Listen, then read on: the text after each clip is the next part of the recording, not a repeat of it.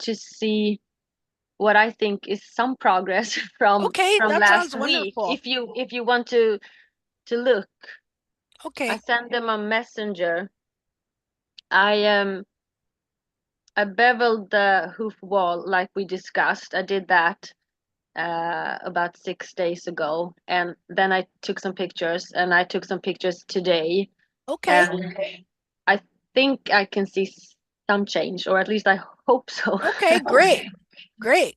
Okay, just a second here and I'll get right there. Okay, so I got the YouTube thing started. Da-dum, da-dum, da-dum.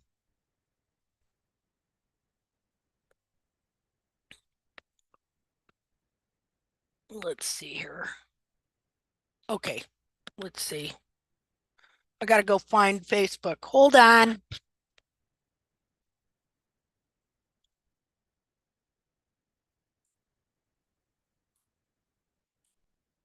I'm having Windows problems here. Oh, there we go. Okay, go find Facebook, and then I'll screen share. We'll get going. Okay.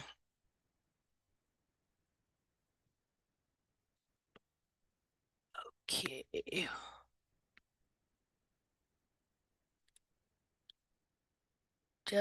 Jessica, how long have you been with tact? Oh, since 2017. Okay.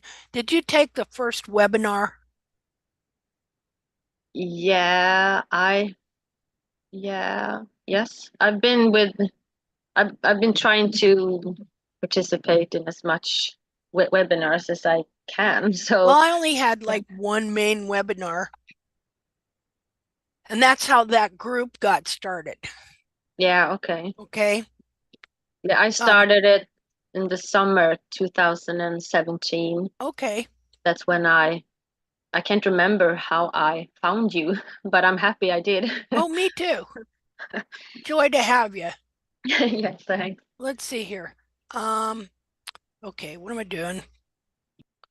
Go here and we'll do a screen share.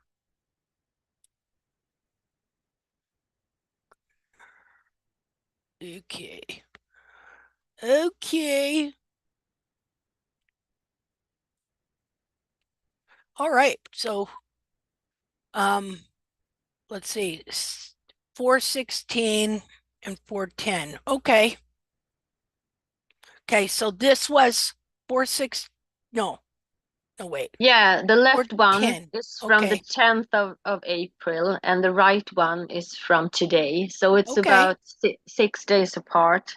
Okay. It's I have a long way to go, but I think I saw some progress in um, a bit Yeah. in this hoof and a bit in the other front hoof as well. So I'm just looking out for when to bevel the hoof wall again.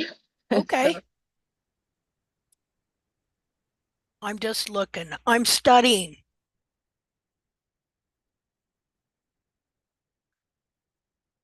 I think it helped this cartilage come up. I think yeah, it I think did so shift too. back. Yeah, I Yes. think you could see the change up in the coronary band as well in front. That little Oh yeah. bump Yeah, sort that of bump ain't disappeared. there. This is not pulled down like it was. Everything kind of shifted back. That's awesome. Yeah, I think so too. I was happy to see. I think the Wow. hoof has gotten a bit bigger again. So Yes. Yes, it did. Yeah, it and see it's not like we're imagining it. We are really seeing this foot's the same thing. I mean, this is straightened up more. Well, this is great. Let's see. Oh yeah, I can see it. Can anybody else see it? Everybody going, no? Yeah, absolutely.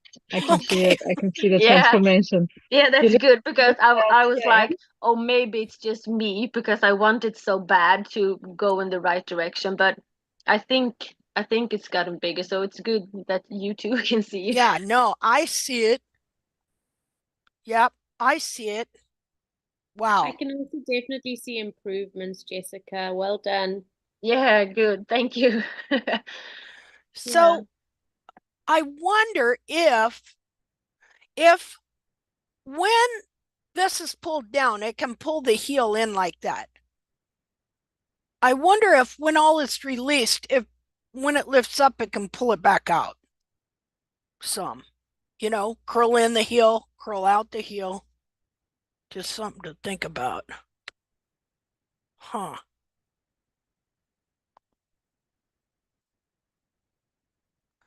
Um, Now there's something, and it could just be the light, but it doesn't, and it's kind of muddy there, but it doesn't look as red right there.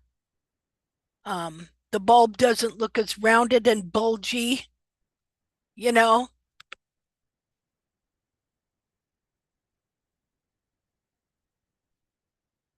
Well, yeah, it doesn't look as red. Well, a little bit right there, but it still doesn't to me anyway. Yeah. Hmm. Yeah, I'm happily surprised to see that in just 6 days, I mean, you can do something and you can see a change. I mean, I have Yeah, a long way to go because the horn tubers are still run forward, but at least it doesn't look so cramped up anymore. yeah, It's yeah. yeah, It so seems to release now. Now, how's your horse feeling? he's a bit sore after I beveled the hoof wall, but he's doing fine in pasture and he's all right outside as well. But he's a little bit sore, but um, not not all that much. And he's he's sound. So Okay. and he's sort of used to me mucking about his feet. So yeah, so he's no, but he's good. And I have boots if he needs Okay. to. But in pastures there's no problem. So Oh, great. yeah. Okay. Okay. Well, that's awesome. Does anybody have any comments they'd like to make on this? I'd just like to ask Jessica what she did apart from beveling the walls to get set. Did she soak the feet? Is there anything else that she did? No, I've been cleaning them every day with water and soap and some antibacterials, and then I've tried to spray the hoof with some good bacteria, sort of probiotic, some, and I've just cleaned the hoofs, and then I beveled the hoof wall from pillar down to uh, heel platform. I beveled it to the white line, Yeah, uh, and that's all I've done so far. and it don't even look like it beveled it. Yeah, I know. I when I looked at them today, I was like, maybe I have to take a couple of rasps again because it feels like the hoof wall is there again in some Yeah, areas.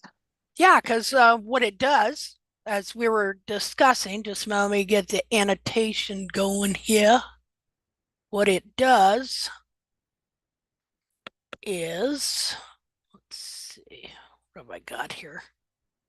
Oh, is like if this is, let's say you bevel this up like that, okay, then it gets pulled back,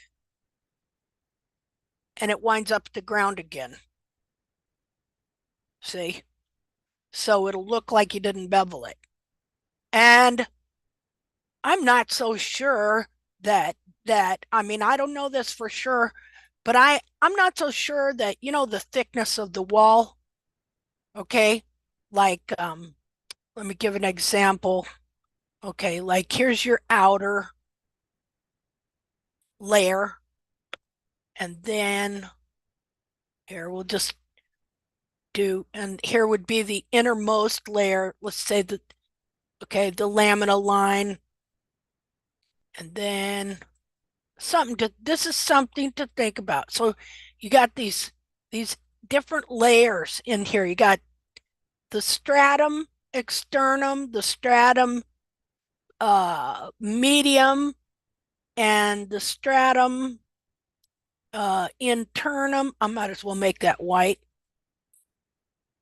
Okay.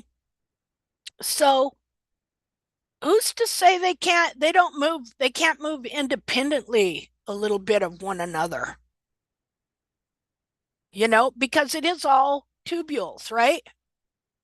One way or another. Well, that inner what do they call it? What do they call that wall in between the tubules? Intertubular horn. Okay. Who's to say they can't move independently? And so you come in there and well, here, let's just do this.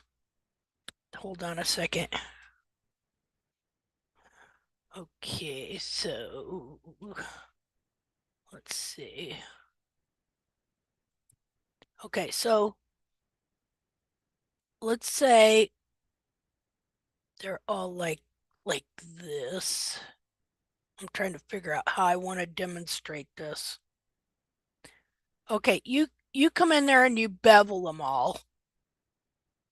Let's see.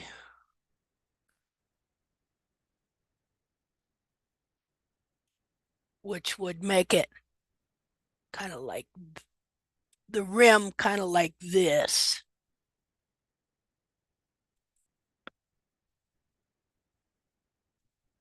Oops, wrong color. Okay, how come you're not giving me a color now?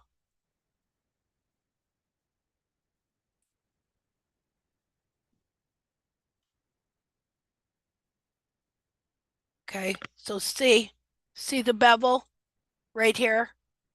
Here's and you bevel to the white line right here. Okay. Now I'm confused. Never mind. I don't know. Okay, so who's to say those can't move independently and wind up taking a lot of that bevel out, like this one here. Who's to say like this white one can't move down to here, and then the green one down to here, and then the blue one down. Do you kind of understand what I'm saying? Like they could move like this independently of one another a little bit, so that when they're here and you've beveled up to here, because see, they will be at a different angles all the way to the white line because it's a bevel. Okay, then this gives this room to pull back and drop down like that. Anyway, just something I was thinking about. I don't know. Who knows? Well, maybe we'll all know someday. Okay, clear all drawing. Okay. So on the page, Esperanza did a post, and I can understand why she thought that. Did anybody see that post of that cadaver foot that's being pulled in and out of a capsule? Yes, I did.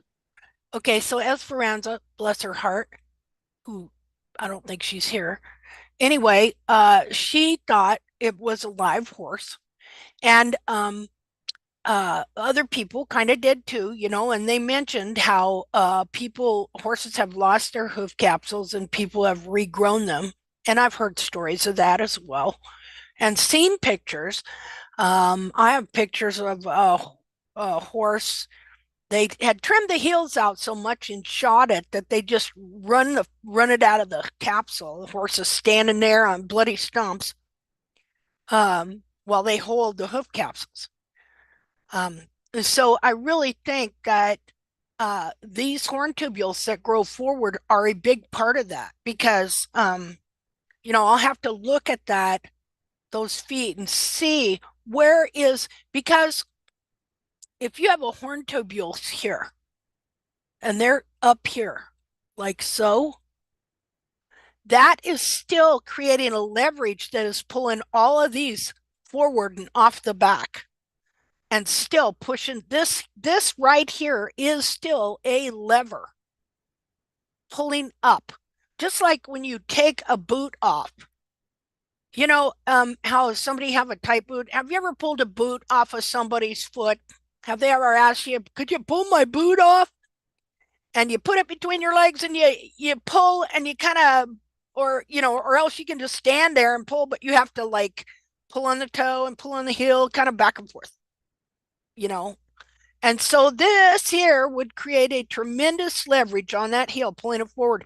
You can have a foot this same size, but the horn tubules here could be clear up here. See? And of course, then just the way it's gonna, it will have run forward heels, obviously, too. So, just a minute here.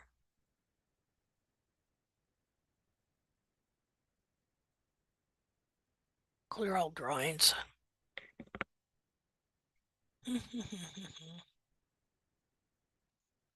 Okay, so I'm gonna go to that picture just a second here.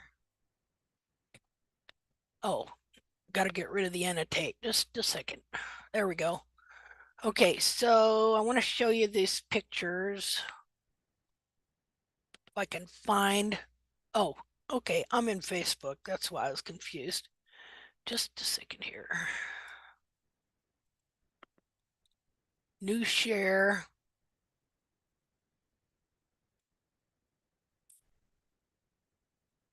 New share. Okay, so I didn't remember on this. This is the picture right here to the left that was posted. And then I went and found my markup of that was, I had it under horn tubules that I did in 2018 to use that as an example. And then at the time I was thinking it was just a photo, and then when I got to it, I realized, oh, it was off a video. I took a screenshot off that video. Well, then I went and found the video and posted it, which was really interesting because yeah, it's just really interesting as well. I hope I can find. Okay, I know where to find that video. I thought the video that was actually posted, which only had a part of this, but then it had that farrier that was trimming the foot. I thought, man, that guy can really use tools, and I thought it was interesting watching that guy trim the foot that you could see the sole ridge appear on that foot, which he will probably carve out. Maybe, I don't know. But anyway, so you see I'm trying to get this thing larger. You see on this foot here where the horn tubules go, because there was a stripe in the foot here. And see how it grew from here clear up to the toe. Now that is a lever pulling that off the foot. And you can see how it pulled the cartilages down here like so. And so I wrote a thing to the people in that video to share with them kind of how we do stuff to move the horn tubules. Now, you could look at this foot and you could say, well, I could just take the toe down, way down. That is not going to move those horn tubules back into place. There's still going to be a lever. Like, let's see. Let's try something here. Hold on. Search. Let me open this one program I have where I can show you what would happen if you just took the toe down. Yeah, okay. If you don't do it like what we're doing, to bevel and let, the those horn tubules are being forced forward and they've been disconnected from the area they should be married to. Let's see. Okay. So if, let me move some stuff here. I got to do a new share.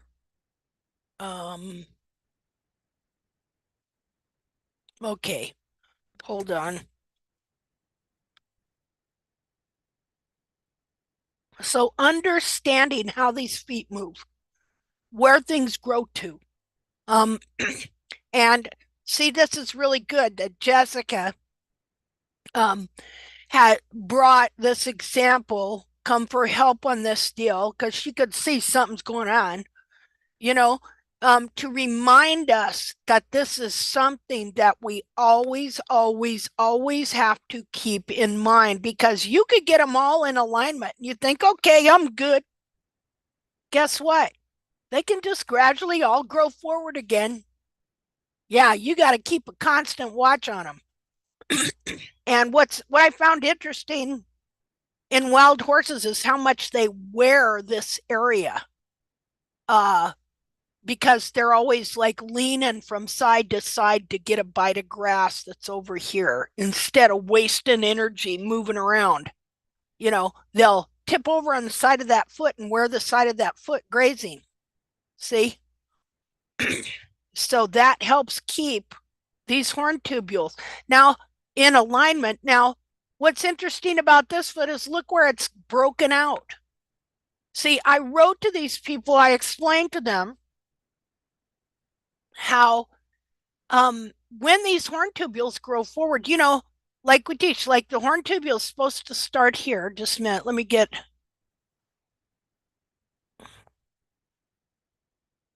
Okay, so the horn tubule is supposed to start here.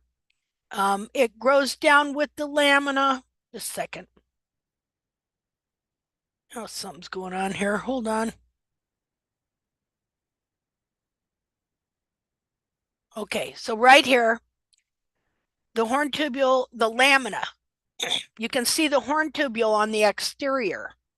Because right here, this horn tubule right here that you see on the outside, the pigmented one, is straight across from this piece of lamina right here. So you got that thickness of wall there. And so this part of the wall and the lamina that grows down here, and it meets up with the sole right there, and then that's the piece it's meant to join with, period. It ain't supposed to be here or there or up here. It grows down right here, and from there they grow down to the ground together. And then here at the bottom, what do you see? You see a golden ring. Is not that right? A golden band that we call the white line, which is most of the time really yellow, right? I was thinking about that, how this is like a marriage, okay? This is like a marriage. Them two were made to get hitched and stay hitched for the life of the horse. And if you remove the hoof capsule and the foot and you preserve it, it'll last for thousands of years in the right circumstance. So this is like a marriage right here. They get married. They're betrothed up here.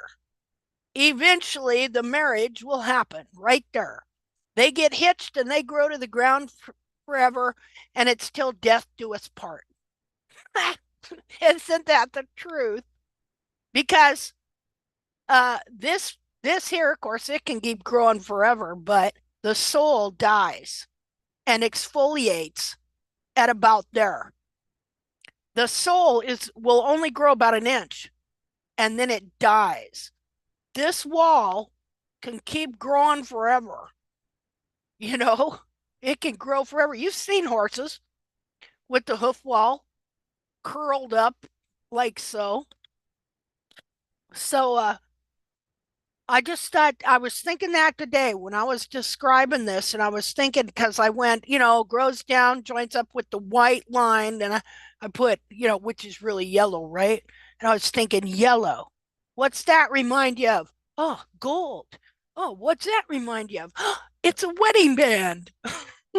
So anyway, so they get hitched with the golden band, and till death do us part, pretty much. So anyway, that's my what do you call that? Uh, my analogy. Da, da, da. Let's see. Let me undo this here.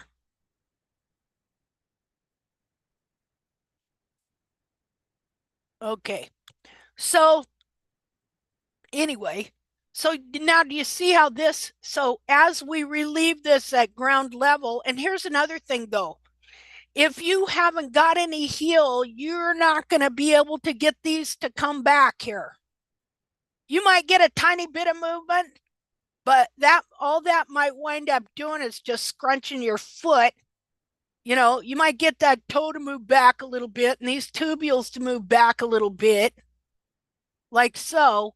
But if your heel is only like this long, because we know that there are heels that are only that long, you're not going to get these horn tubules to kick back. What'll happen is, this is what's going to happen. Just a minute here. This is what's going to happen. You're going to cause this dorsal wall to move back, and it's going to do this number. Your foot is going to be bent. It's going to put a big arch here in the wall somewhere because it bent your foot. It bent the coronary band, and you're going to mistake it for wall jamming, that these are too long. And so then you come in here and you relieve this here, thinking you're going to get this jamming out, but this is not jamming. Now, it can be jamming. These over here, they could grow so long in between here and here to where they push up a little bit, like so. And then, the wall jam up like that. But this is not wall jamming. This is where you have bent the foot in the capsule and the coronary band is now bent, like so. See? And so no amount of relief or bevel down here is going to get that out. And how do I know that? Because I tried it for years. Okay? Before I knew that these feet were hoof bound, because Valor had this. And so I was constantly trying to relieve the quarters, scoop the quarters and everything else, trying to get that relief. Well, it's not going to happen because, just a minute, let me get rid of some of this stuff. Because you have to get this heel that was only this long, you have to get these to grow and lift up the back of this foot, even if they are run forward. See, you got to quit freaking out about run forward heels, because there's lots got to be done to get those heels to straighten up. And it's all structural, mechanical. So you have to grow in this heel, even if it's, run forward, and then gradually, you work a bit at a time, and then, you can relieve this and then start getting these tubules here, come here, these tubules here to move back, like so. But see, if your heel is only that long, and guess what? Your foot could still look just like this, okay? It could look, because look, here's what happens. Let's see if I can draw it in. Hold on. Okay, so what happens is, as this wall is trimmed out, then this periopal stretches Let me make it thicker. And this periopal stretches like this. This goes kind of like this. See that? So this is all the longer your horn tubule is, your heel is right here. And this periopal and bulb have stretched to take up all this space here. But that is only how long your heel is. Can you see that? I'm drawing it in gray. Let me undo this.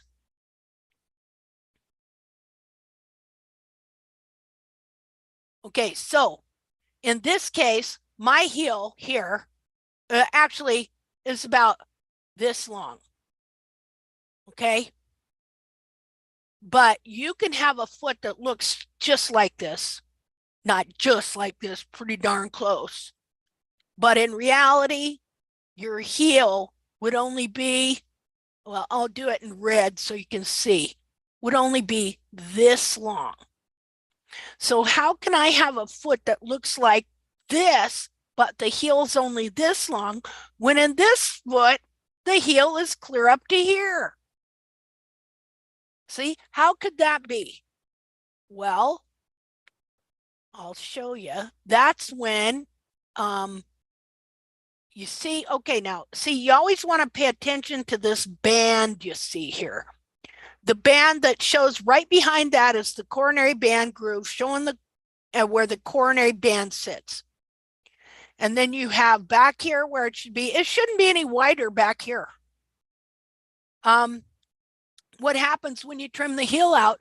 This takes over and covers the bulb, and it will look like this. Let's see. It'll start getting wider there. It'll go like that.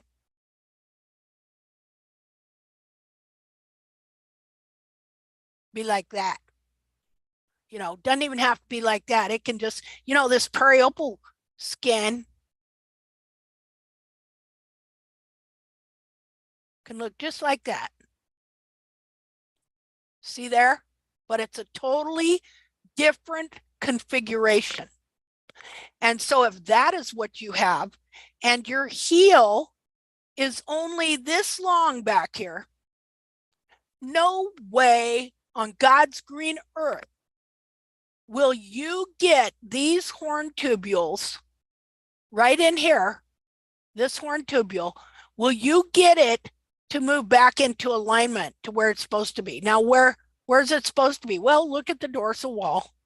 Remember, they gradually get shorter as they move back. Okay. So what's the angle of that? See, it's not in alignment. And so it has to be shorter and in alignment like that. Well, in order to do that, not only does it have to move, all these have to move. Okay. Everything behind it, it has to push back. And so it's hard to explain. See, when you have been building stuff, and especially if you're a woman and you've had to move stuff and make stuff work, you start to understand about leverages and forces.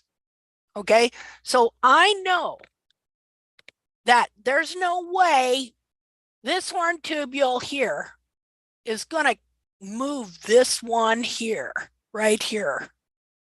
No way. But if I could grow these to where they're like this, then there's more of a chance that if this kicks back a little, it's going to have a chain reaction, and all these will be able to come in here and kick this back just a little. Do you understand that? How do we get them to grow? Just grow them. just grow them. Just first of all, like you're going to look at the side of your foot, and as they grow, I'm going to tell you what you'll notice. You'll notice this skin here that can be anywhere from like this, you'll notice it getting smaller and smaller because see, the wall here is growing up in there.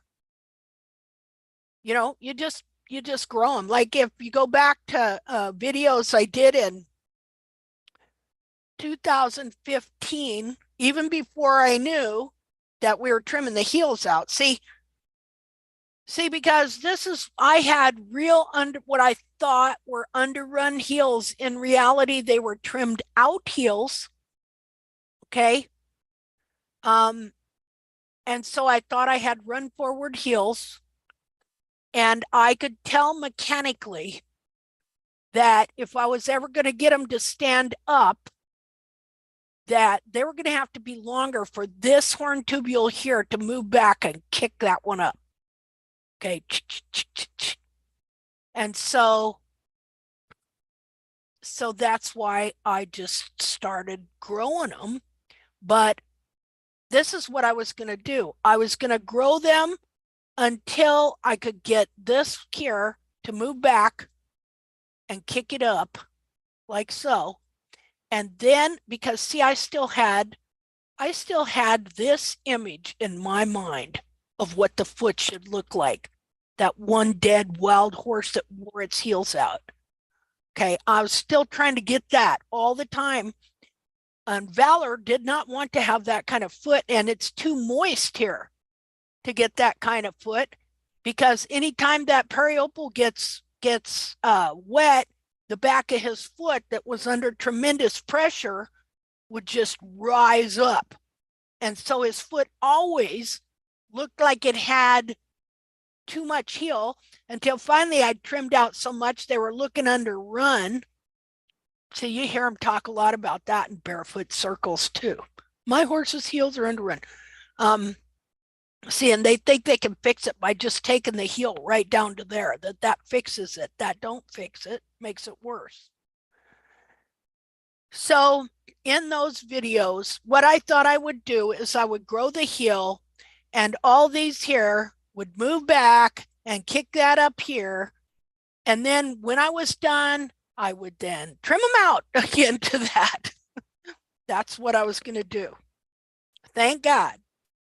A month before I was about to trim the heels out of him, I was doing an illustration on every single part of the wall, naming it, figuring it out. Like, okay, you have the coronary band groove up here. That's part of the hoof wall. And that's the coronary band lays in the coronary band groove. And then you have the part of the wall that grows down right here to where it meets up with the sole. And then you have that part of the wall that from there joins with the sole and grows down to here. Just a minute here. Let me get a different color. Grows down to here. And then from there, you have that part of the wall that, gosh darn it, just a minute. That part of the wall, let me looking for another color, that from there grows down to here. So I was going through the whole thing, you know, the toe, and then the quarters, and then got the heel, and every single part of the wall named all the way down. And I got back to here and I went, yeah, okay, so you got that part of the wall that covers the bulb. And then you got that part of the wall that, there we go, that we've been trimming out here and shouldn't be. And I saw that underneath there. And I saw the way this foot looked like you notice on this foot here, I still did not realize this picture, like this is a real picture of somebody's dissection that I partially cut out to do a illustration on. But at this point, this is before I discovered we're trimming the heels out. At this point, I still didn't know that this coronary band is distorted and deformed, just like this one is right here. See, because it should look like this. Just a minute here. It should look like this. It should come out like this. and then it should have a lip and be like that, and then like that. See that?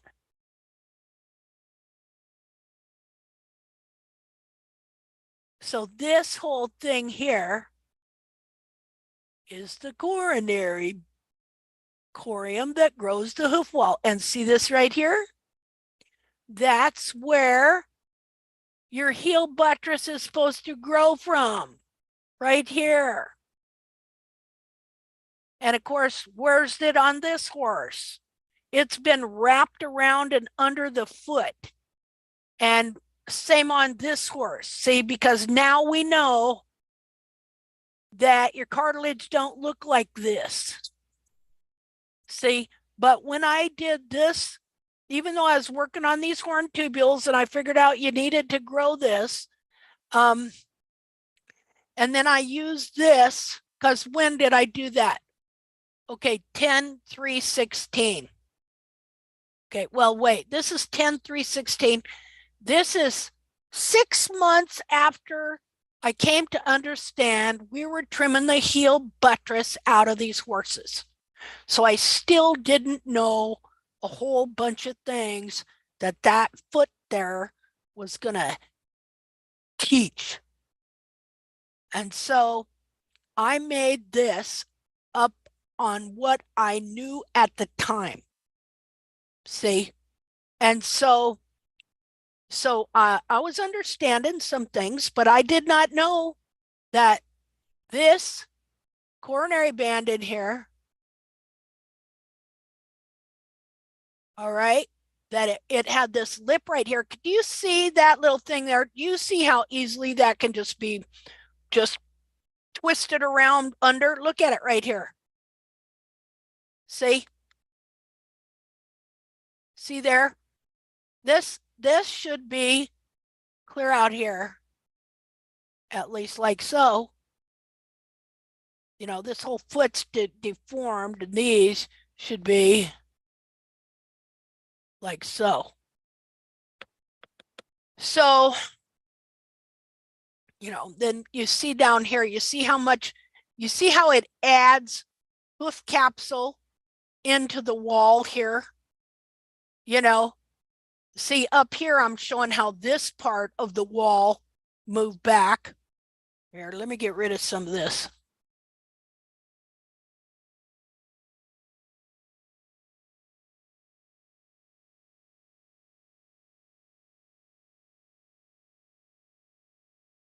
Okay, I think I got it all. Okay, so on this illustration here, I was focusing on this piece of wall. Okay, so you see how it adds wall into the capsule. See the difference in the size of that? So you're taking wall out of the capsule here, but it's adding wall into the capsule here and creating a permanent form of leverage in the foot that shouldn't be there. And again, of course, none of this wall is going to be connected into the sole where it's supposed to be right here. And then, so that was that part of the wall, but then I was looking at it again and I noticed, well, look at this part of the wall.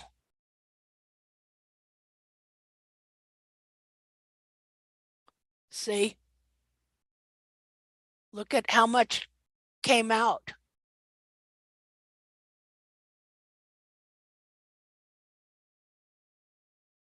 See, so I think that's really interesting because, you know, I was trimming heels out clear up to here every time.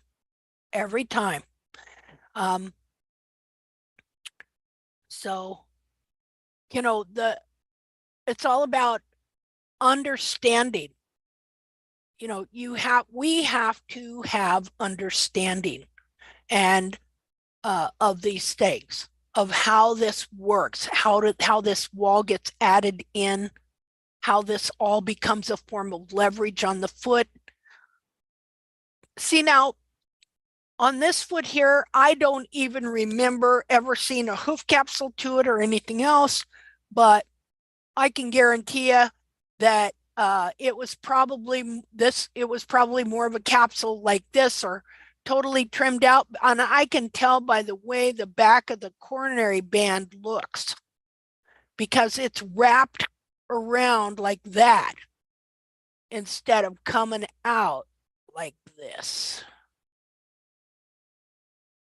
See, so that heel buttress again, so that now the buttress is a cool thing, because the rest of the wall grows like this.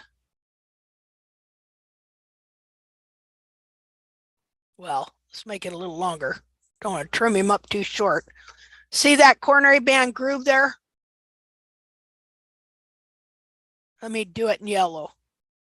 That's the coronary band groove right there that you see behind here. See right here? Okay, so it would be, oh, wait a minute. Be like so.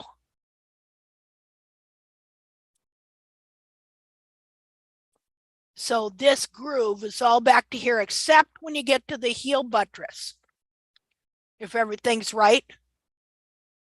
Back there, it grows the buttress from the bottom. Here it grows it from the side. Here it doesn't grow it from the side anymore like this. It changes. And now it grows it from the bottom. And how cool is that? Because you see how it supports the back of the foot here and your cartilage up here, you know? See what a marvelous design.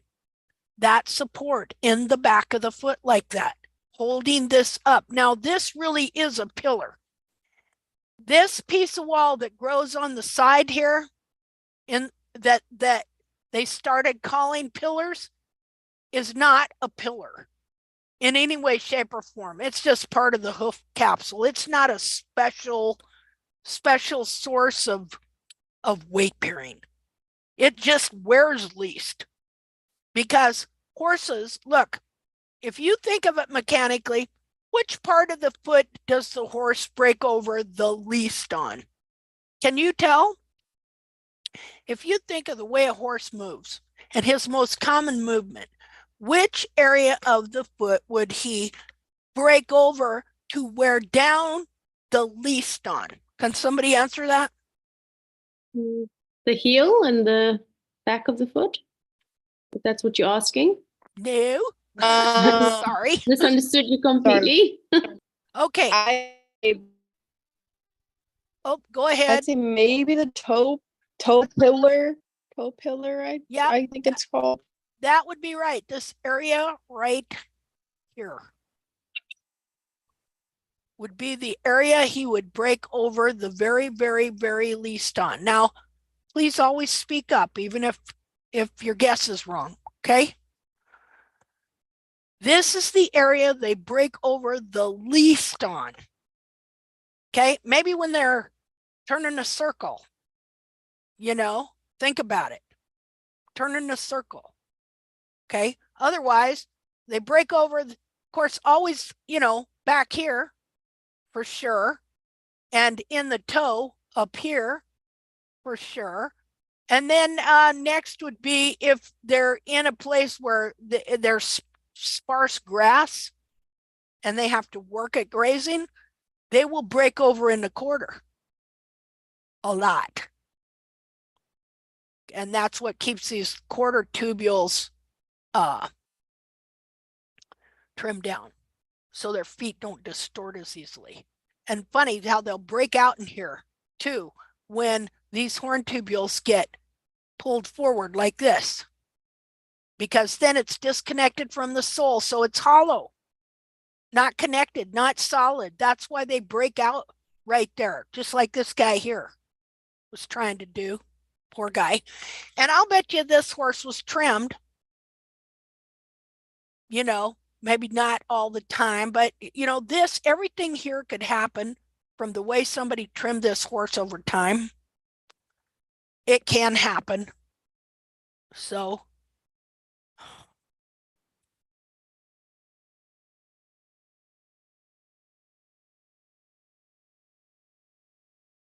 okay.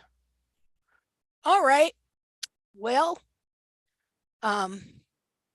so so knowing that now, you know that you got to take pictures, you got to really pay attention to what's going on with these horn tubules. When you're bringing that toe back, you can't just bring a toe back.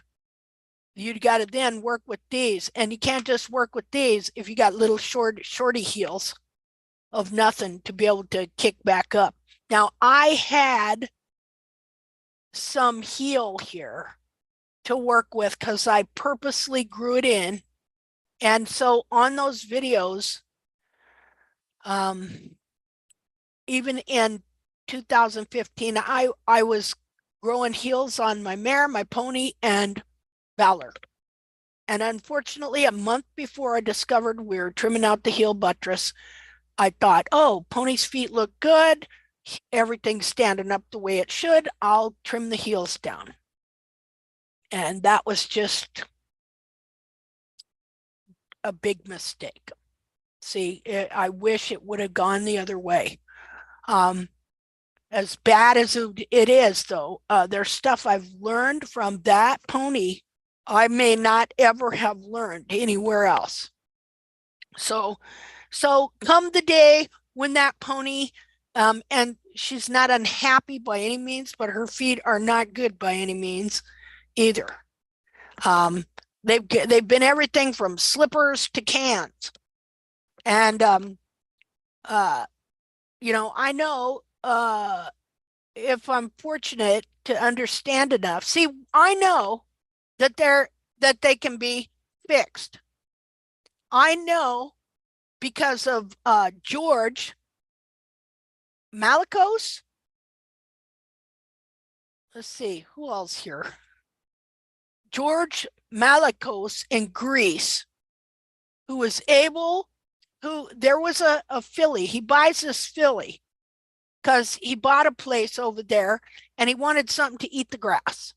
And so he buys this emaciated filly, probably 2 years old. And she's been in an accident and she's had on a rear foot, she has had her coffin bone torn off. And so Angeliki helped him, and he had never trimmed before, helped him trim her and grow a capsule back on that foot. And she runs like the wind all over his place. She was just emaciated when he got her, and now she's just beautiful. So see, I know that no matter, even if there's damage to the coffin bone, that see, now the fortunate thing was that the back of her foot is really good. She has a really good caudal foot, you know, and so she's got all that support, yet she has no coffin bone in that one foot, yet she uses it very well. So that makes me know and believe that the coffin bone is not the end all.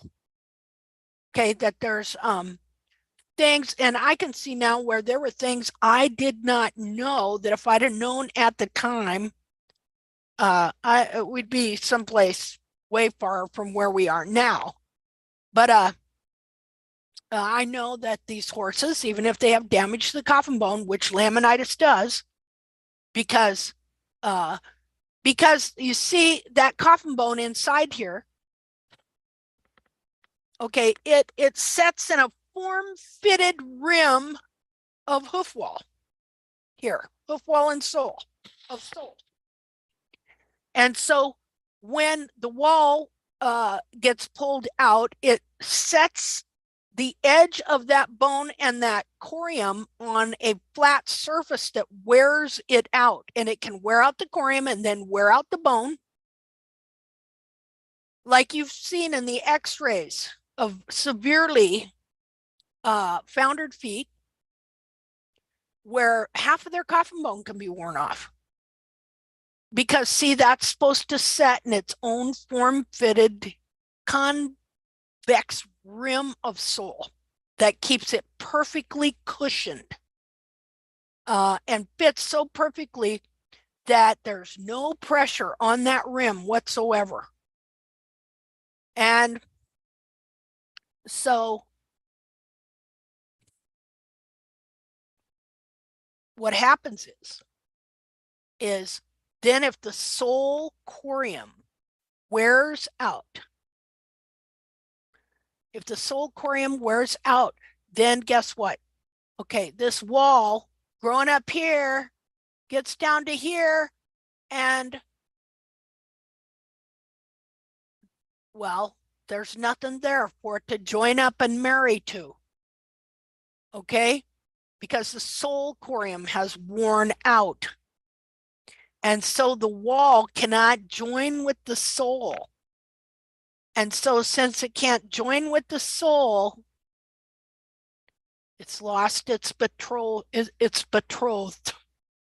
Okay. She's a gone. Then it just keeps growing like this. Unfortunately, there is still sole growing from the bottom behind this area that should have attached it to the sole. There's no longer that part of the sole corium that attaches the wall to the sole. It's gone. Been divorced. So the sole keeps growing on the bottom of the foot, and the wall here keeps growing, but it can't attach to the sole. So what happens? Well, as the wall grows unattached, it starts going like this, and the foot here starts, well, it looks like rotation, okay, but the wall is being pushed up as it grows. Okay, so, you know, pretty soon you get it to where this area here gets pushed up here, and this is still being pulled down, and so things just are no longer growing correctly here. So I've been thinking a lot about this. What can you do even though there's no longer any corium here that connects the wall to the sole? What could you do to still help this horse, you know, and also you get a big, huge laminar wedge in there. You know, what can you do to get rid of the laminar wedge, straighten out the area of the coronary band and the wall right up here at the top so that it's growing normally? Because this will still grow normal. It'll grow normal if you can get it all turned around. It'll grow normal and down the edge of the foot. Just a minute here. It'll grow normal and it'll grow normal, and it can grow down the foot again until it gets right here to where it's supposed to be connected, and then it can't be connected. So what could you do? Because, you know, you got sole growing under here, and now this wall cannot connect to the sole because the part of the corium that does that is destroyed. So what could you do to get this still to work right and kind of come together so that this wall that grows down here can still connect to this even though you haven't got a white line anymore? How could you help the wall grow down like that? Or what could you do? See, this is why there's so much failure in laminitis. trying to rehab laminitis cases because you can't get that wall. You see, everybody's thinking all I got to do is just get this wall here that's clear out here to grow down like this, to grow down like that. Okay, but the problem is it won't join up with the sole. Plus, there's that big laminar wedge in there. But even if you could get it to grow down like this, it cannot join with the sole anymore. So what do? Grow heel? Yeah, that for sure. Really develop the back of that foot, you know. But maybe there is a way that you can also, if you can just get, let me get different color. If you can just get the wall to grow down like this, maybe there's still some way you could artificially connect the wall with the sole here somehow. So that it would kind of stay together or something like that. It's just something I've been thinking about now that I understand the problem more. You know, I wish I'd have understood this part of it here. That's why when those toes grow way out like that, if you take them back, it can really create a worse situation sometimes. Because again, the wall here cannot connect with the sole. It's the sole the corium, the part that injects the glue into the wall and joins the sole, is destroyed and gone. Now, sole still got a ton of sole growing under here. So I don't know. Anyway, that's something to think about. See, the more we understand what's happening, the more we can then brainstorm and possibly someday come up with solutions to be able to help horses. Okay. Okay, so Jessica, is there anything else you'd like to add to what's going on with your horse? Didn't we talk about how you needed to let the toe grow a bit? Yeah, we talked about that, and I haven't touched the toe, and I'm planning on leaving it as long as I can. Maybe just touch it up a bit, but okay, not as much as I'm not gonna back it up as much as I've done before because okay. Yeah. Okay, so that'll be interesting to see. Because you notice these horses that self-trim out in the wild, their toes can get pretty long. And then they'll break out in the quarters. And it's like the mechanics of it kind of just stretch our foot out. Because think about it, then it has to lift our heel. So it's pulling all that heel back. So I think there's a lot we need to learn more about the mechanics and the structural effects, and how sometimes a long toe is not not excessively long, but having some length in the toe is not always a bad deal. You know, see, there's so many erroneous things put in our head from the barefoot movement. Just getting rid of things that aren't exactly right. Sometimes you're holding on to those things and they can keep you from seeing other things that are true that you would need to know. Because see, what we're learning here, we are learning exactly how these feet grow and how different things affect them, so that we can become experts in hoof growth and response. So we can look at a foot and read it. We can look at a foot that somebody's been trimming and understand where they went wrong. Like here with my foot, I didn't know anything about this here. And so I was trimming it, and gradually this took over my foot right here. You don't want any one part taken over. So, okay, well, okay, so floor is open. Anybody else have anything to say?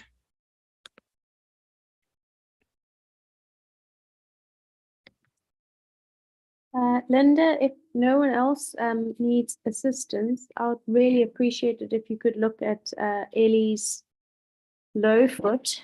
You bet. And just because it's kind of exactly what you're speaking about now. Okay. And I've been leaving her heels for the last year and a half. Okay. And I even had someone say to me the other day, those horn tubules in the heel are far too long. And I sort of just smiled to myself, thinking, yeah, there's a reason for that. I know Yeah. it looks weird, but there's a reason I'm not, changing the back of the foot. I'm just leaving it Okay. as is.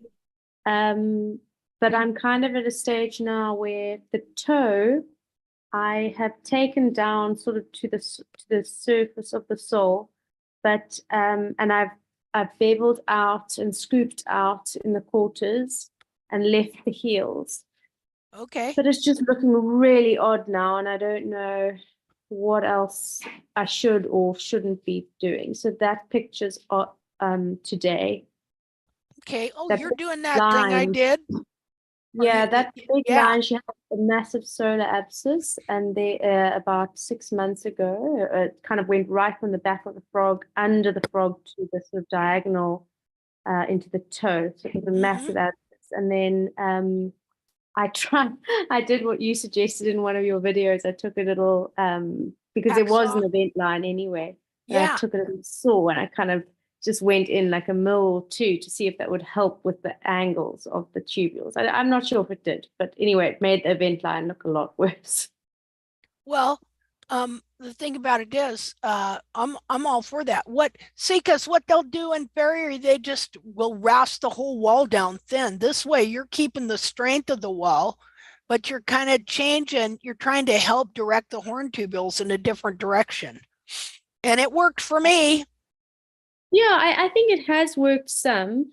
That picture that you looked at now was actually the medial view, which is always in our case, it's always the worst view. Okay, so this is the always medial worst view. Yeah. So it's her Okay. front left. That's the sole. So I took that photo just to show you, there's not, unless I scribe out some of the sole, but her sole is so thin on this Yeah. foot, I don't want to make her sore. So I haven't taken it down anymore.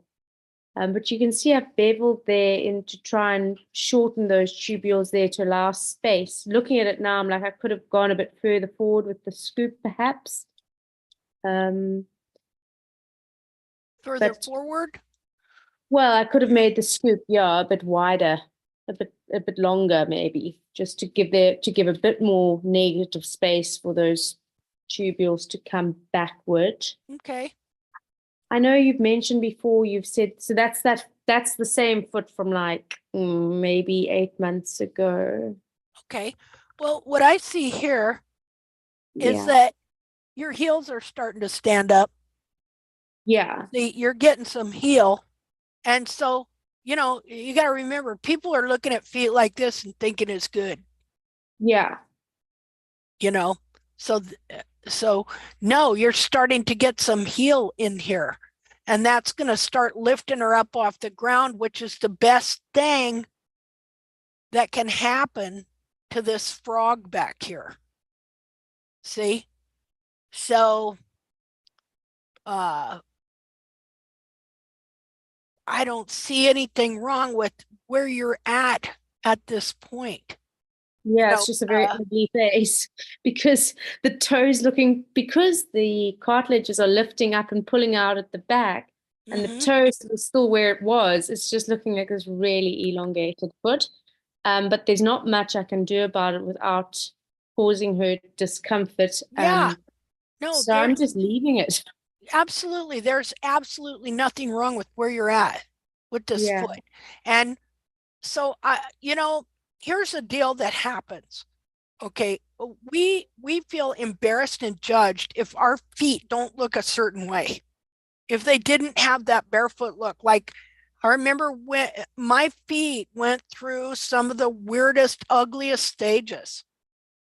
but it was all part of this whole foot slowly, gradually morphing back to what it's supposed to be. You know, so you're going to go through these stages that you don't think, or that other people are going to look at and go, oh my, you know, oh, you need to take those heels down that you just grew in.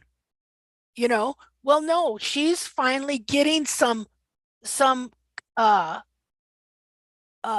elevation off of this frog that has been pummeled and Yeah. flattened.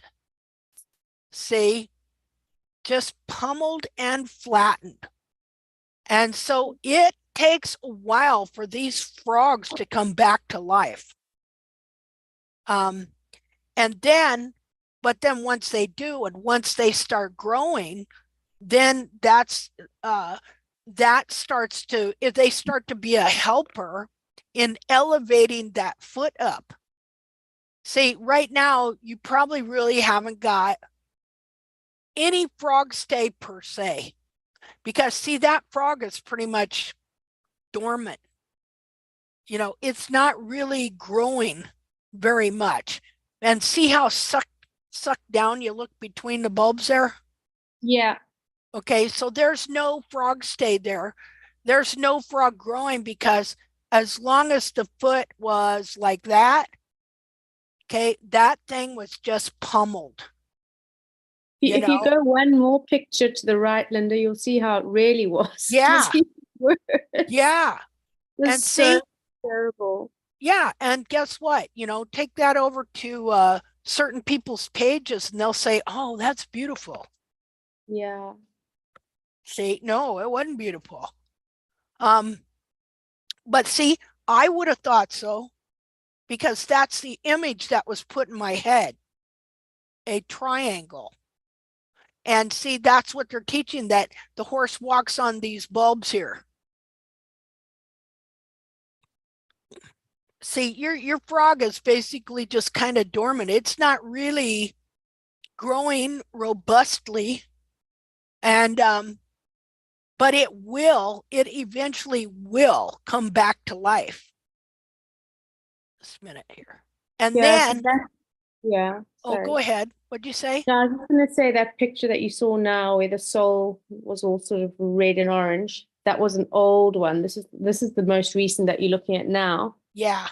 And what I found amazing was how much of the curvature or the spindling of the heels had moved, and that her bar, like even if I cut the bar down, there would be a thin like bar that I couldn't take off, because if I did, I'd just really have to dig into Yeah. her.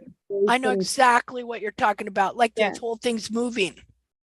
Yeah, but it covered, like, I would say a third of the back of her foot was just this sort of like, it was almost like mashed into the sole. Yeah. You couldn't lift it off. It's kind of just come off in layers as the months Yep. go by. I'm able to take a little bit more and a little bit more.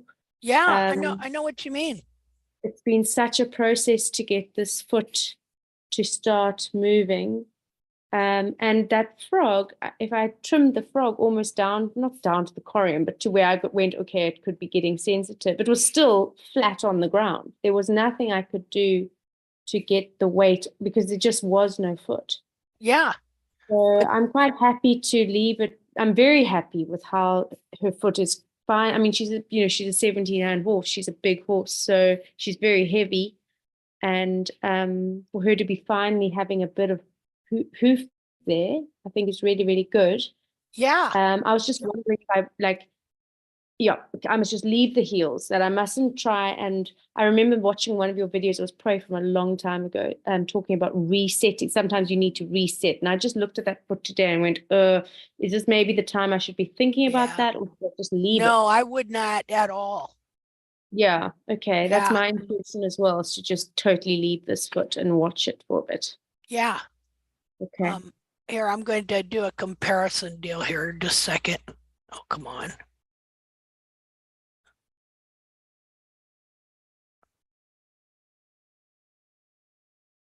Okay, just a second.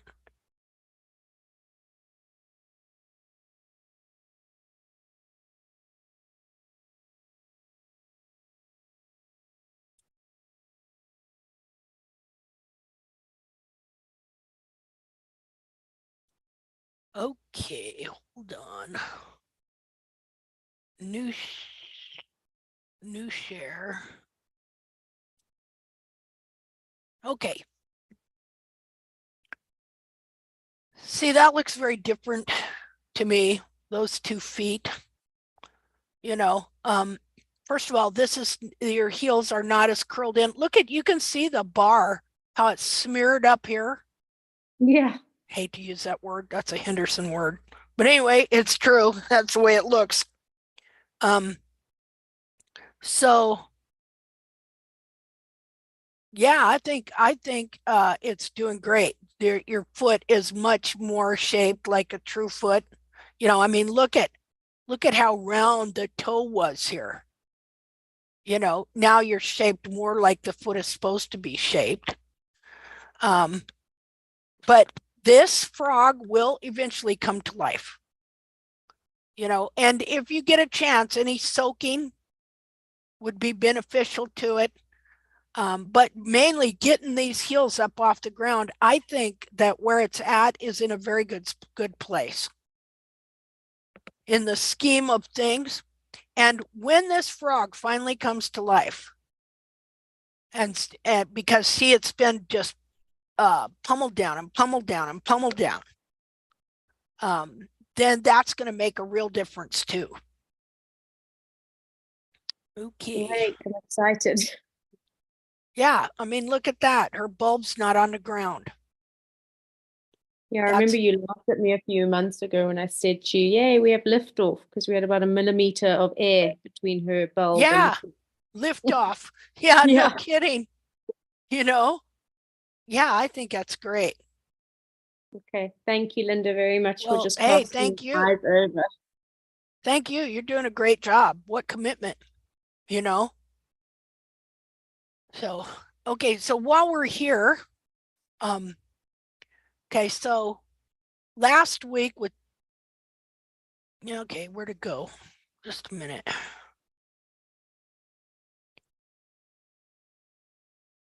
Oh, hold on.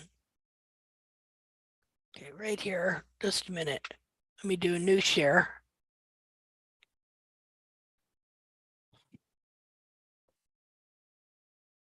Okay. Last week, when we were doing Jessica's horse, now this is something that I've noticed for a long time, this coloring on these hoof walls. And I got to thinking a long time ago, this is blood. And from torn lamina, because see, the lamina has to be torn and bruised and bleeding internally on these horses. And so a month ago, I smashed my finger I was opening up a bale in the dark and got my finger in the pliers, and it did this number. And I just thought that was interesting how it looks the same. Look, I even have like almost horn tubules in my nails. So anyway, I just thought, boy, that's one ugly finger. But anyway, I thought that was interesting that now I had, maybe not proof, but, a big coincidence there, Okay. Okay, so well, let us move on. What do we want to talk about next? Linda. My hi, God, what I got up here? I just joined in the middle because I had to take care of my horses, but for the night. But I'm having, I think we spoke about my stallion. Yeah. That I'm trimming, but I'm kind of a bit lost confidence because I think I took his feet in the wrong way. And I don't know whether it's because it's definitely my mistake. Maybe I'm holding the tools in the wrong way. I'm just got a bit mental. And when you do some mistake, you kind of, the first reaction, you just don't want to go there because you're not sure. So I just don't want to go more in the wrong direction, and maybe it can help other people also to avoid my mistake that I've done and just to learn how to get out of it. Can I send you Yeah. his pictures? Yeah, I let's have the look at 'em. pictures from the 1st of April. And I haven't done any comparisons. We had extremely hot weather. And Okay. today we had rain. So tomorrow I'm going to look at his feet and, see how they look and what I can see basically. I just sent it to you, the pictures via Messenger. Or I tried at least. Oh, maybe they didn't go. Oh, Linda. Very cool. Uh-oh. I don't know. Maybe you haven't. Yeah, maybe. Maybe no. For some reason. Okay, so then I will just send three of them. Okay. Now, this is your stallion? Young Yeah, stallion? he was recently gelded 3 weeks ago, Okay. but he's doing great. Well, good. And What yeah, is so he, I about 2? no, he's 5. He's 5? Well, This is the right front. okay. And I will try to dig his photos from before and send and make comparison just to see where I had gone wrong Okay. with all those things. And what is interesting, I noticed on my other horse that I kind of making the same mistake. And it's also the right front. Okay. So you see on the and Sabine, Sabine Straub, she's at the back because she was visiting me from Germany, and she was in the picture. It's quite funny.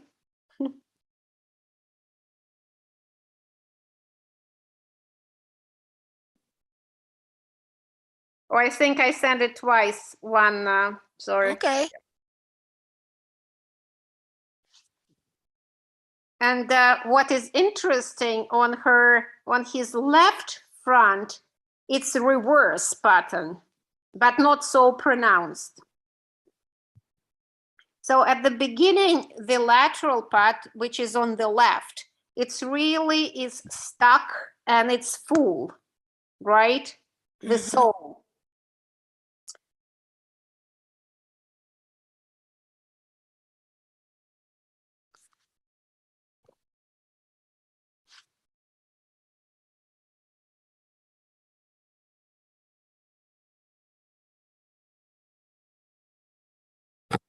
I'm just going to look at him for a minute. Okay. Ah.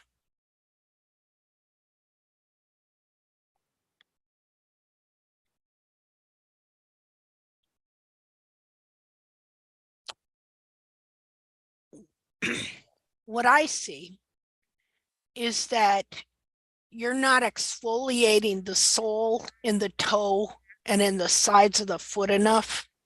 And so you're leaving it too long and it's taking over control of the rest of the foot. So that even though you're trimming the frog and the bars and stuff like that, say the back of the foot has not been able to expand like it should because he's retaining too much sole and wall in the rest of the foot up front here. So it's holding the whole foot up front when everything, this whole sole, everything should have been moving backwards. Because people are afraid to take out sole and exfoliate this sole. But you have to learn how to take these feet down from, well, from here to here. See how it's wedge shaped?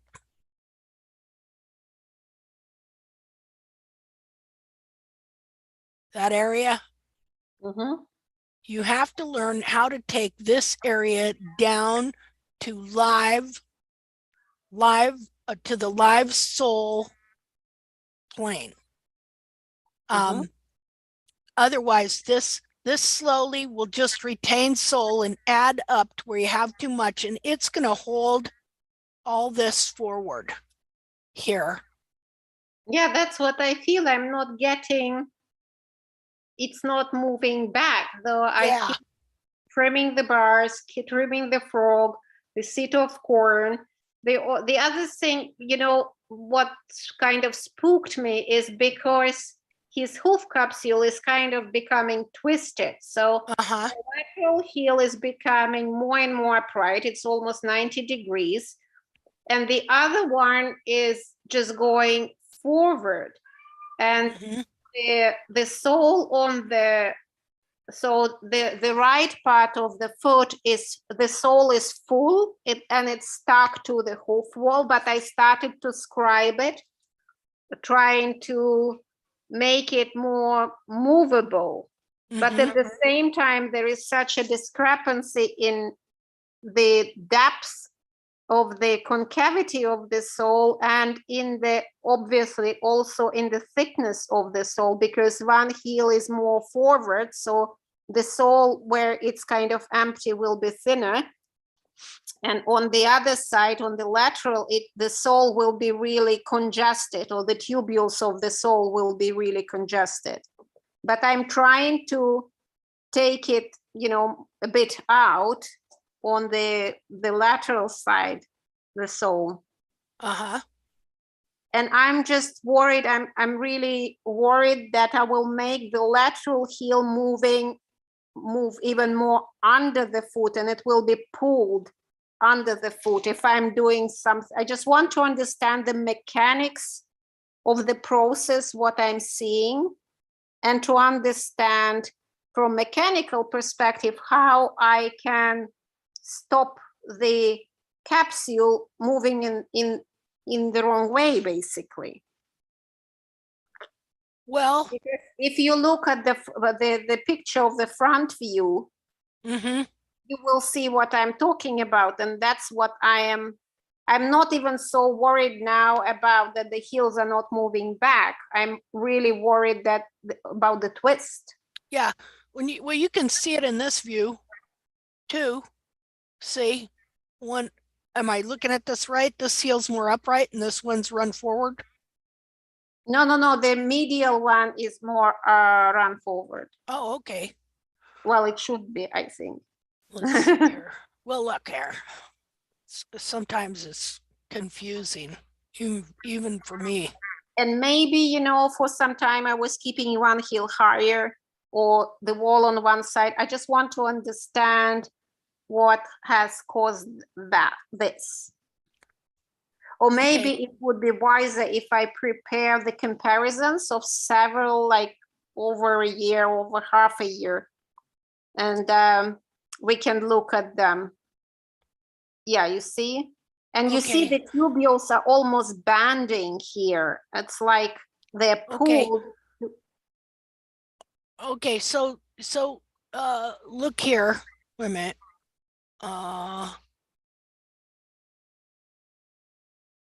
Okay, so instead of being straight, they're over this way. They're Yeah. kind of bending, They're torqued kind of around straight. that way, Yes. right? So Yes. that means that, and look at how this looks kind of run down and lower Yes. on this side. So Yes. so therefore we know, in spite of how it might look to you from here, that it is this heel that is pushed forward and lower and pushing forward. But it's more upright. It could be more upright. Well, let me look here some more, because who knows? They're always fooling you. These deceitful feet.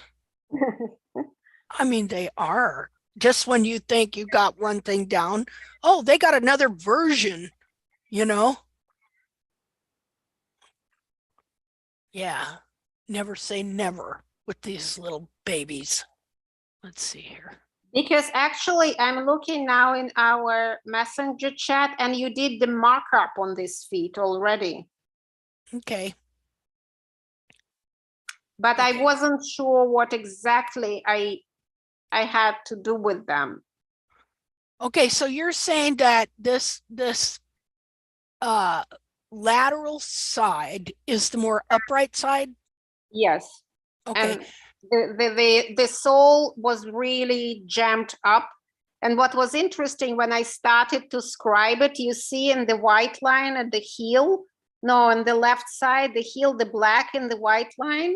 No, not in this side, on the other side. It wasn't there. And it's also at the cord, at the where you go to the toe, there is also the black. And before the white line was pristine. After I started to scribe it down, the sole, the black appeared in the white line. And I think it's not a negative thing. It means that the stuff is moving. Yeah. What do you think? Yeah, but you know, from what I see here too, you do have a lot of, it's so grainy looking that there is a lot of exfoliatable sole still here. And so you will see black in the white line because On that side for sure, because it's run forward.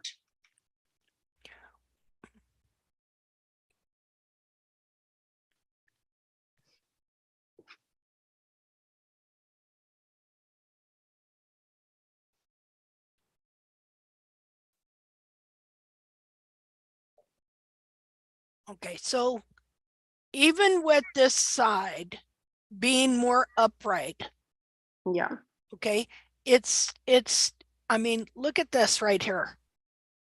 It's okay? pulling. It's still pulling it forward, and that's still being pulled forward, and even though it's upright and this goes out a little bit here, this is still higher. Look at the hairline. Yes. Right here compared to here. So in reality, this heel here is a bit more pulled forward. It may not be trimmed out more, but it is pulled forward, and it is pulling the whole capsule around that way. And that's why when you turn it around, if we're to turn this foot around and look at that front view, you're going to see those, let me see what color. You're going to see, if we looked at the horn tubules, like you said, they're slightly twisted over that way, right? Okay, so turn this around to where this heel now is over here, and you're seeing the front view. Okay, so even though it seems to be more upright, like right here. Yes. Right there. Okay. This side is still higher over here, even though this heel is, you know, more forward out like that, because it'd be different if we were looking at this part here clear up from here, you know, but you're just looking at this one little part here. But it's like jammed up that side. Yeah. Yeah. It's well, higher. It's like the tubules are longer on that side, on the medial side. Yeah, and so it's the cartilage that creates this. Basically, you see that it's pushed up. Just a minute here. Okay, well, that can all be happening, but at the same time, this heel is the heel that is pushing forward. You're just having some other, you know, manifestations and movement and things that you're seeing that are combined with that. But at the same time, this bulb here is being pulled down and pulled forward, pulled under, pulled down, pulled forward, around like that, while this one here is at the same time also more upright and being pushed up here, because look at the height. Yes, yeah. I can see it. I just want to work out in my mind what technically is going on and how I should handle it. Yeah. Yeah. Because I think the more upright heel, it's kind of curled inwards somehow. Oh, this one? That could be. Because you remember the image that you posted really long time ago, like the bulbs are spooled inwards. So I think the lateral heel is run forward. That's why the cartilage is pulled up. That's why it looks higher at the hairline. And the more upright heel, the bulb is not pushed forward. It's not run forward, but the bulb is spooled inwards. And you can see it on the bar shape. When I really trim the bars, you can see that the lateral, the more run forward, is straight, and the more upright heel, the bar is not straight. It has slight curvature. Yeah.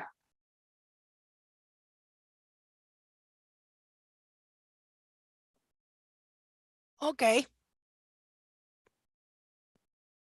Now that I'm really confused. No. Can I ask a question, Linda? Yeah, go ahead. Could it be I saw that phenomenon on some horses, they pulled carriage. Is it carriage? Carriage? Carriage, yeah. They pulled Okay. carriage, that they have to be very strong in the muscles on the breast. Uh-huh. And then they pulled around or it's like the same phenomenon, the twisted capsule. Uh-huh. I don't know. What I do know here, okay, is that you're letting the growth in the toe get away, and you're allowing too much exfoliatable sole to stay in the front of the foot, and so that's controlling the back of this foot so that it can't expand back correctly. And just a minute, let me get rid of this. They have bad hooves in any way, but I saw that on some horses. Oh yeah, I'm And sure. I'm wondering if it could be maybe the muscles is not built really perfect, because the stallion is in he's growing, right? He's not that much old, huh? Yeah. Elena? Yeah, but and I'm sure that can all have an effect, but definitely they aren't trimming and shoeing those carriage horses right to begin. Two dogs like that. Horses right to begin with. Historically, they aren't. I'm just wondering if that could be an effect of it. Yeah, well, here's something else that's an effect, is the fact that they put a check rein on all those horses and force them to keep their head up. So that's going to affect their whole body. And Bracy Clark specifically spoke about all that. The reason for the check rein that keeps their head up is because their feet are so bad they'll trip if they don't keep that on them. Okay, the mechanics of the feet are so bad, created by the farriers, that the horses will trip and fall down. And so this was, in his book, a well-known thing. They didn't understand, like the carriage people and the farriers and all them did not understand why the horses tripped exactly. They knew their feet were bungled up, but they did know they had put that check rein on them to force their heads up in an unnatural position. So then they have to use their body in an unnatural position, which would contribute not to the fact that they're pulling a carriage, but that they're being forced to use their bodies in a way that is wholly unnatural, period, just to move. Head forced up, feet bad, got to lift their legs way up in the air, You know, so does that kind of explain why the carriage horses you see would have those kind of feet? Yeah, the most of the carriage horses are not pulling carriage. In that way, they are also pulling wood. Yeah, And and that's fine. that's what I saw. They Okay. Yeah, the hoofs are not that bad that they knuckle over, but yeah, still in not a good shape. Okay. Well, you know, I can't say because I, you know, haven't seen those. If you get a picture of one, but in this case, I will okay, have a look at and those. Yeah. with pretty much with most of these tacked horses, except people that got zero soul, you know, is that people are not understanding how to trim the front of these feet right. Okay, and they're afraid to take out too much soul, which I can understand because I've been there. All right. Um, and so the soul, the excess soul in the foot is taken over the foot. See, just like the bars can take over if you don't trim them right. You know, like we've been talking about horn tubules. See, I can already see the horn tubules in the side of the foot here have taken over. Let's see, where are we at? And that's from we're going to look at a video here in a minute. Just so happens somebody shared a video that can kind of help us. See, when I see that you have taken out a little bit of soul here, but let me get this picture. Well, wait a minute before I do that. Hold on. Okay, so at what stage of a trim are you with this foot in this picture here? I think I'm pretty much done with the sole. I think I just did the walls and rasped the walls, but that's it. I mean, I've done the frog and the bars. I don't think I would have done anything else to the sole, like, yeah.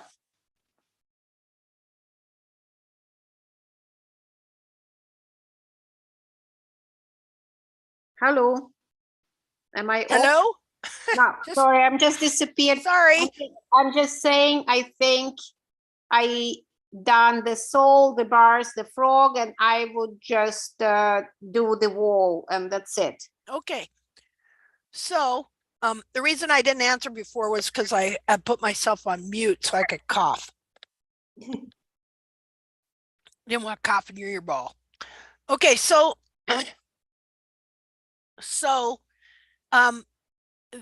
in this trim, in this kind of trim, every single time you are leaving the wall, the sole too high, too long.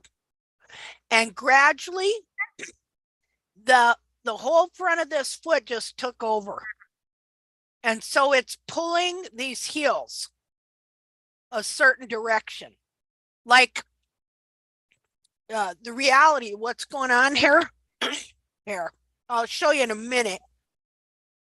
We're gonna watch a video of a guy trimming a horse, and you're gonna see how he takes down the walls. And this foot has a clean white line.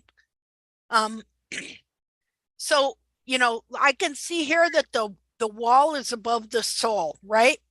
Yes.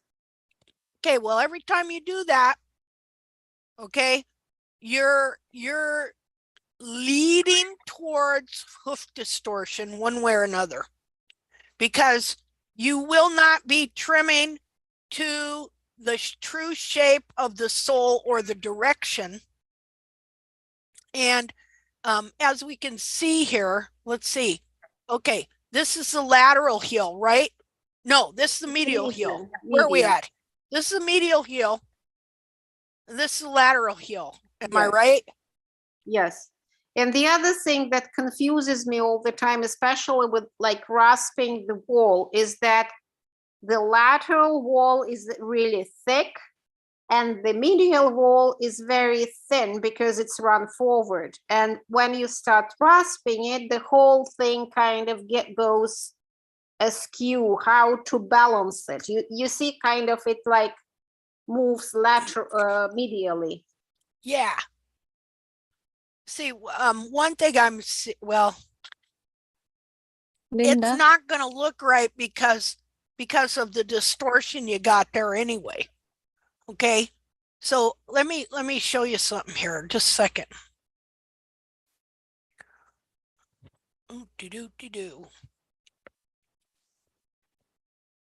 Because the situation just drives me mad. Yeah, I don't blame you. I don't blame you. And the thing is, until I get to the point of this whole thing, I'm kind of avoiding going and trimming him because I'm not sure 100% what I'm doing. Yeah. And I don't don't understand. Yeah. I'm trying to kind of the bar on the lateral side, I'm trying to peel it off the wall because it was much higher. Okay, well, let's look at this here first. Okay, so let me get annotate in here. Okay, so, okay, first of all, you see these horn tubules here? Yes. Where they're at? Okay, this section, and look at, see how this is up like that? Well, let's see, let me draw it. Hold on. And get a different color. So this area is being left high on the foot, and your wall has pulled all this forward up here, allowed this to grow too long. Yes. Here, if it's too long, it's going to affect everything else. So it's pulled all this forward right here. And see how you got that ring there? Yes. Not supposed to look like that. Look how it is up here. See? So this area here is controlling your whole foot. Hold on, I want to look at something. Just a second. Let me take a picture. So you have a tendency to leave this toe high is what's happening. Leaving it high, it's going to cause, everything affects everything else. There's a boundary to everything. But you see, because it's hollow there, on one side, the sole is, on this side, the sole is really hollow. On the other side, the sole is really full. Yeah, So, because it's hollow, because these horn tubules here run forward. have become disconnected from the sole. Yes. They're supposed to be really truly connected to, or it's pulling the sole that way. Either way, I imagine it can do that too. If it's still connected to the piece of sole, then oh, well, that makes sense now, doesn't it? I hadn't thought of that before. See, this is so how to deal with it, to take it, make them shorter, or just rasp them under certain angle? okay, well, you're going to have to start taking this toe down and By doing a taking bevel the in toe order to down. allow a bevel here to allow all this to move back. See, just a bevel, so allowing this wall to drop down to where you get this out of it and allow all this to just move back. Were you here from the beginning when we were talking about this? No, unfortunately, no. But I will rewatch, the record. Yeah. I was feeding my horses because it's evening. Okay, well, we talked about all this. I will rewatch it tomorrow. We talked about all of it, the very thing here. See, because what we've been finding is people coming in for an evaluation, and a lot of it's all the same problem. It's these horn tubules here taking over, you know. The thing I didn't realize, like I talk about how, okay, so this is supposed to grow down internally. Okay, the horn tubule here, the thickness of the wall, the lamina of the hoof wall on the other side is connected to a specific, that starts from here, is connected to a specific piece of lamina right there. And it grows down to here where it connects, where then the lamina connects with a specific piece, the lamina of the hoof capsule connects with a specific sole tubule. And then they are married for eternity. Well, till death do they part. Okay. Then they grow down to the ground together. And then the sole dies and is exfoliated, but the wall can keep growing forever once disconnected from the soul that died. See, and I gave an analogy. It's like a marriage, like they get betrothed up here. They may not know it, but they are.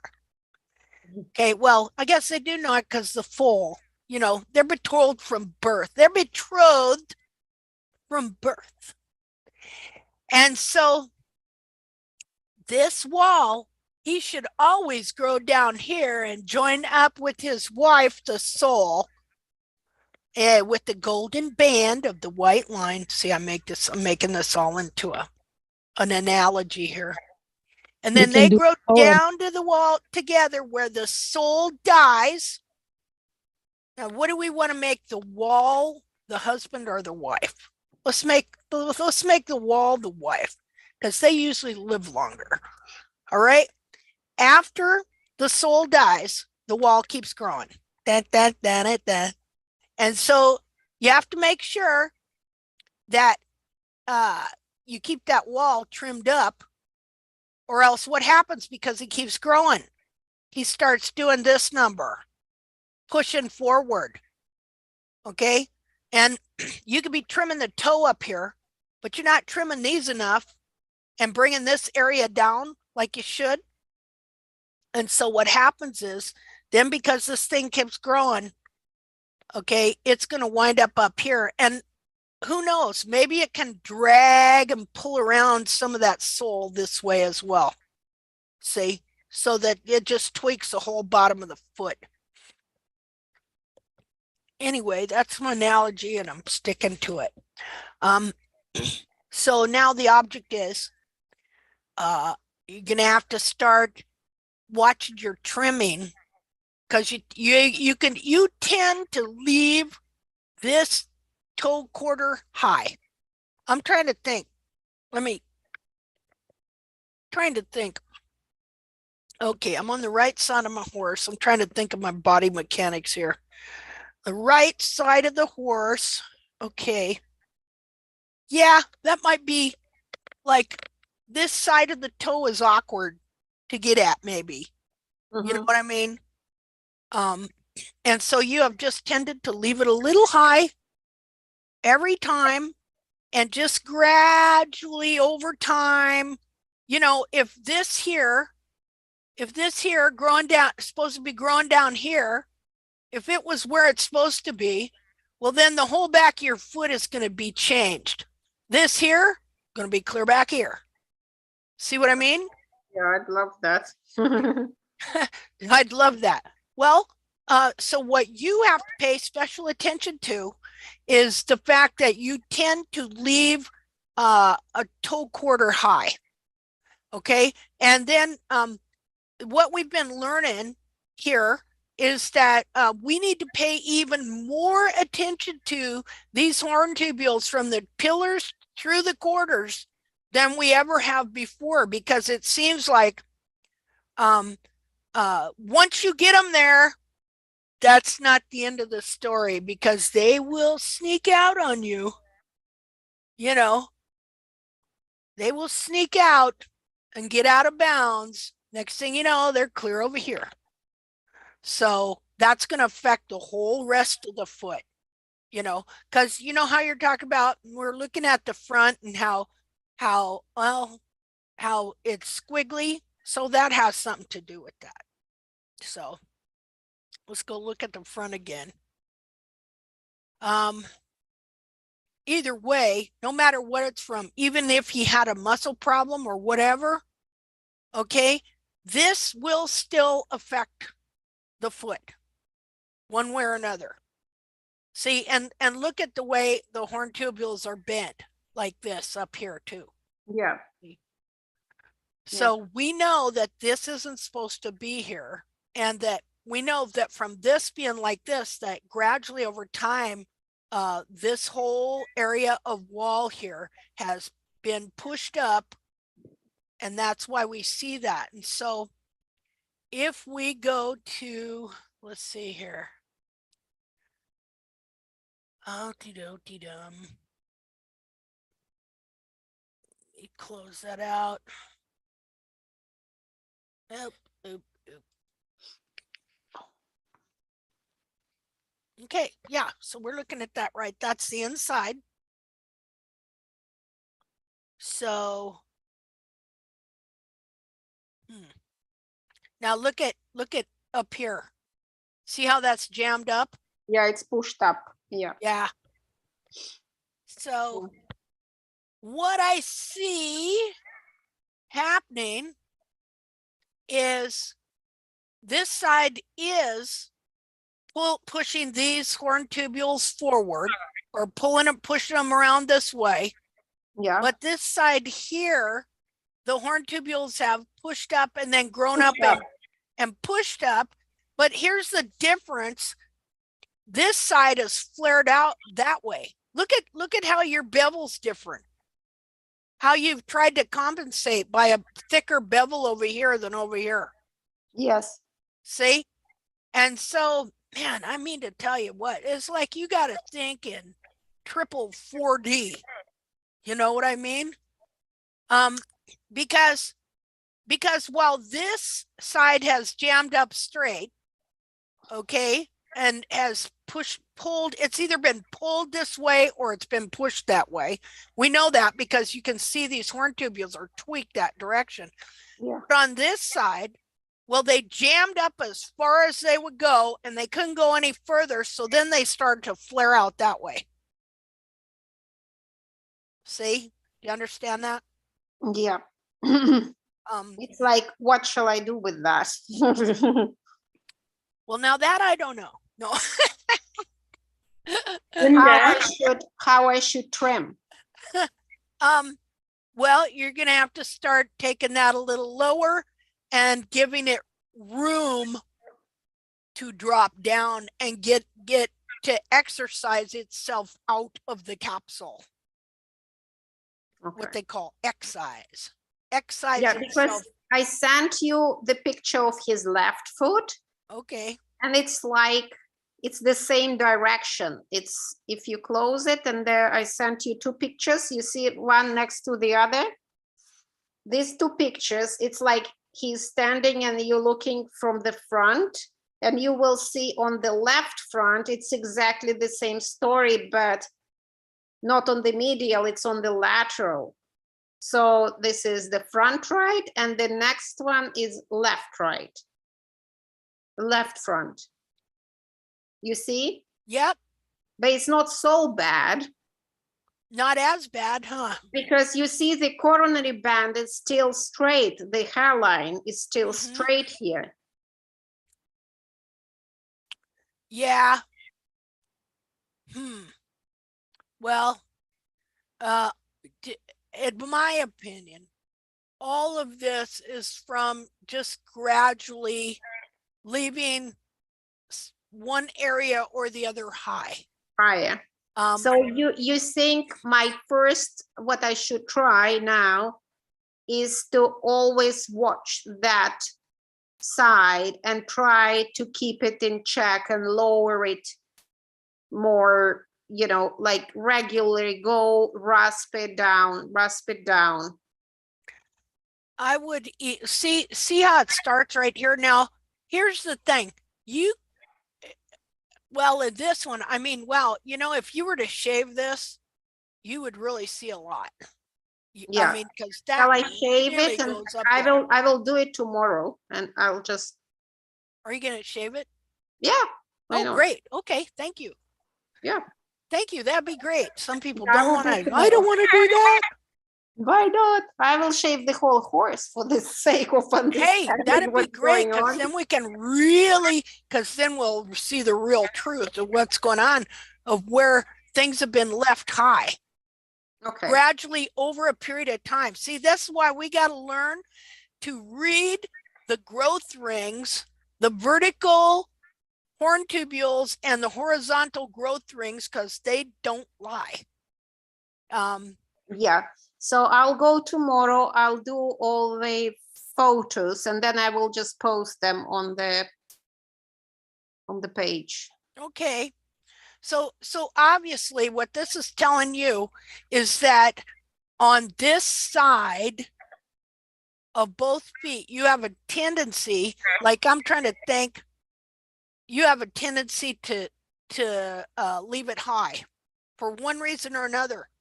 Either, you know, in how you're siding the foot, or your body mechanics or something like that. And you see also that this side really goes out like that. So this side didn't jam up as much. It decided to just kind of pull out, because you can have a seemingly tight white line with a stretched sole. See? So you probably have somewhat of a flare here, maybe, but you know, it's on this side, and so they're hard to see there. You usually see them if you're looking straight. You know, you'll see them in the dorsal wall if you got that straight But profile. here you see the dorsal tubules, they don't have that band that it's on the other one. There is no bending. Yeah, but if this side of your toe is high,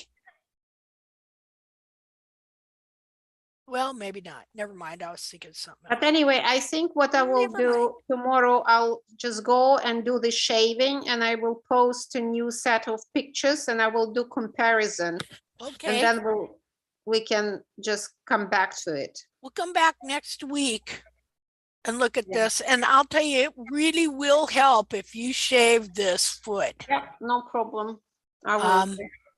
And that'll really help other people see just how much we have to look at the top of these feet, you know. And so too much, even here while we were doing this, I was still not really looking at what's above the hairline.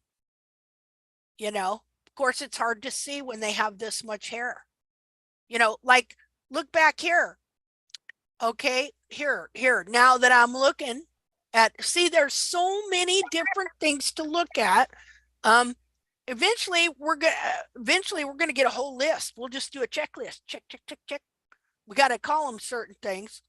Like one thing that we discussed earlier here, something we discussed earlier about this area here.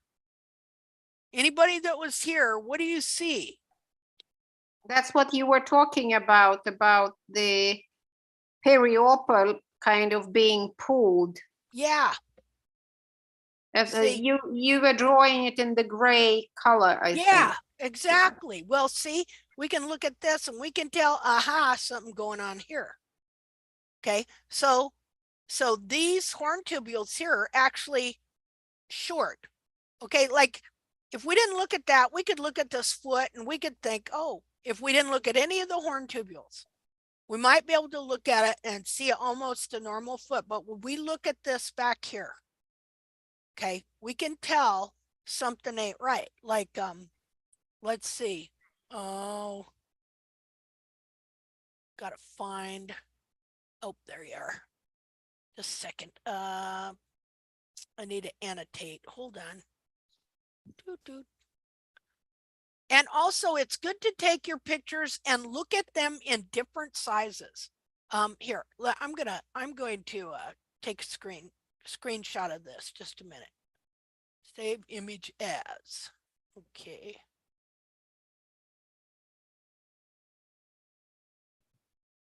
Okay, so, oh, see, when you look at them in different sizes, you see a whole different ball game. New share.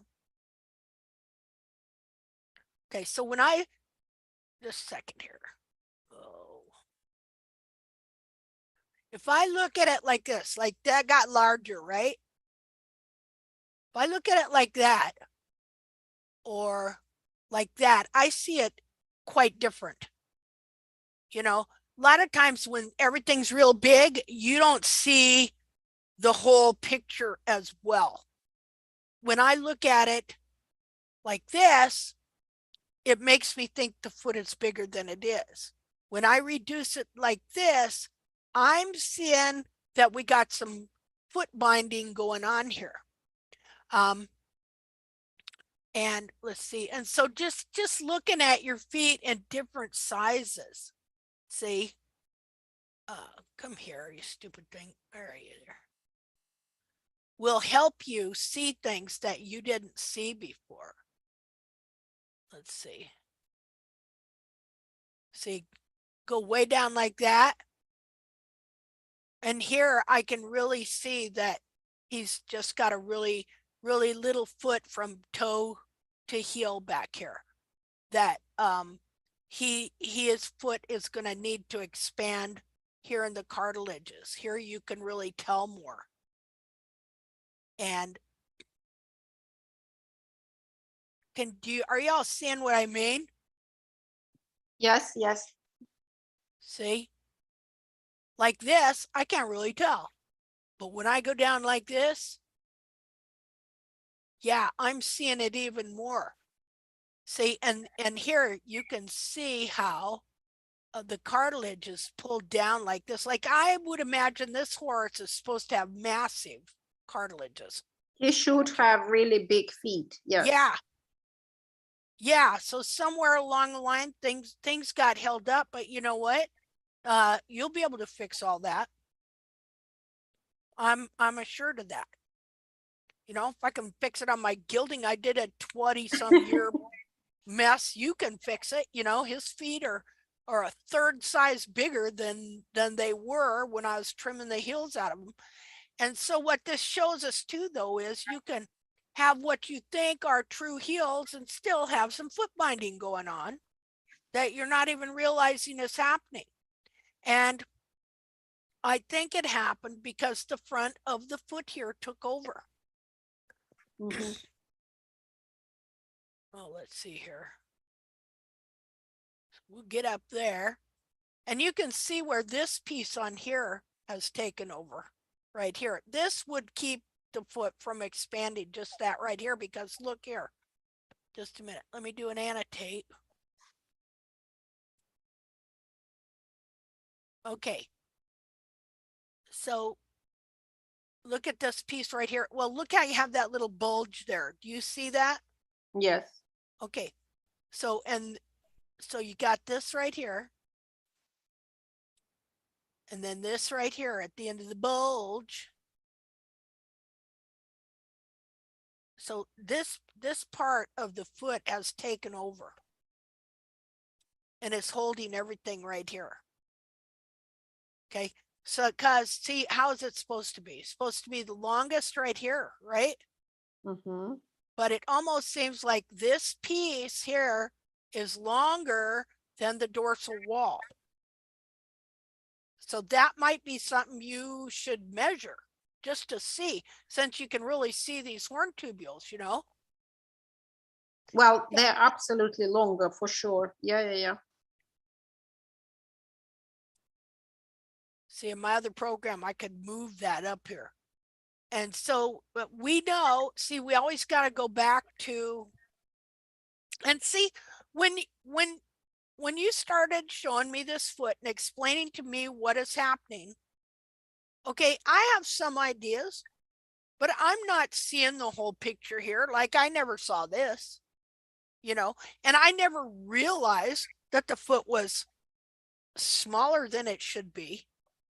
Okay. It's been us going through this process that then I'm seeing some more things, you know? So this is not brain surgery or rocket science. It is harder. No. Yeah. Because we're looking at the most deceitful, simple thing in the whole world. Something that has fooled mankind for ages. So there you have it. Hey, you know, we're just kind of getting a start, and we're just even starting to get a handle on things. So, you know, don't feel bad if you didn't see this stuff, because hey, No, I saw it, but I noticed it, and that's why I kind of panicked, and I said okay, I need to sort out this issue. okay, okay, I see what you're saying. Okay, yeah, I mean, look, even from here, And then, you know, I just want to compile a file of my mistakes, because this is not the only horse that goes that way, you know? yeah, that's a good rhyme. I'm going to compile a file of my mistakes. I've got a number of files on that. Well, now, you know, I don't mind making them, because I know I will dig in and I will learn. Yeah, So in a sense, you know, the horse is not going to die. I'm going to fix it. And in a sense, sometimes I'm excited. It's like maybe morbid a bit about mistakes, because I know that I will find out so many new things, and I will know how to fix it. yeah, yeah. Well, and see, any mistakes you make, and then you come here and show us, and we it's learn. fantastic that we have that, you know, that you created this place where we can freely do it. It's amazing. Yeah. It's like, it's liberating. Yeah. Literally, it's liberating. Okay, so see there, that's all these horn tubules. These got to be shortened up, and these ones got to be grown in and lift the back of the bulb up. Okay, and so there's your mission, should you choose to accept it. I don't know if you know what that relates to. We had a show here. Marilyn knows the show, don't you? I have no TV for more than 20 years. So okay, well, we had a show here when I was a kid called Mission Impossible. Oh, I know that one. Yeah. Okay. And so it had Mr. Phelps. And at the beginning of it, he'd go into a phone booth. Oh, no, that was Superman. He'd go somewhere and he'd get a tape recording and a dossier. I know how to pronounce that word now, thanks to politics. He'd get a dossier and he'd get a mission. It was called Mission Impossible. He said, Mr. Phelps, this is your mission if you choose to accept it, you know? And so of course he always would and stuff. And then the tape recording and the dossier had just burn up so that there was no trace of any evidence left of what they were going to do. But that was in the 60s. I believe that show was. But this is not Mission Impossible. We're finding out that we can correct these things and restore these feet and grow them the foot that they were meant to have, you know. And you've got some really fabulous horses. Now, what kind of horses are these again? These are the Russian Vyatka horses from Siberia, but wow. I brought them to Hungary. Wow. Wow, Siberian horses. They got tough as nails. They are quite tough, actually. Man, I mean, who can even survive in Siberia hardly, you know? So they got It's not Tough. like Yakutsk where they live in meters of snow. That's a different one. Those ones Yeah. are small horses, like Mongolian ones. Yeah. These are more like Ural mountains and Yeah. like plateaus that way. Okay. Still tough, you know. Well, they have good genetics for sure. That's why we brought them here, because they're aboriginal. You know, they have these autopic marks, Yeah. like the zebra stripes on the legs and stuff. Well, that's great. Well, I can't wait to see what his feet develop into. You know, and look, even here, as we're looking at these, look here what I noticed. Now see, that proves, you see the red outline here. Okay, and you know that the horn tubules gradually get shorter, but not a whole heck of a lot. He could even have almost a straight, he could even have a hairline that winds up being like this, you know, and a toe that winds up being more like that. See, I would think so too. Being a mountain horse, right? Well, they're not mountain horses. They're not? No, they're not mountain. Oh, okay. horses. But anyway, he could even wind up having a foot more like this, because my horse is, and he is quarter horse and thoroughbred. Ha. And so, let me undo this here. So, gradually all these horn tubules getting shorter as they go back. Okay, so now, right now, you've got up to maybe here. Let me do a different color. Oh, come on.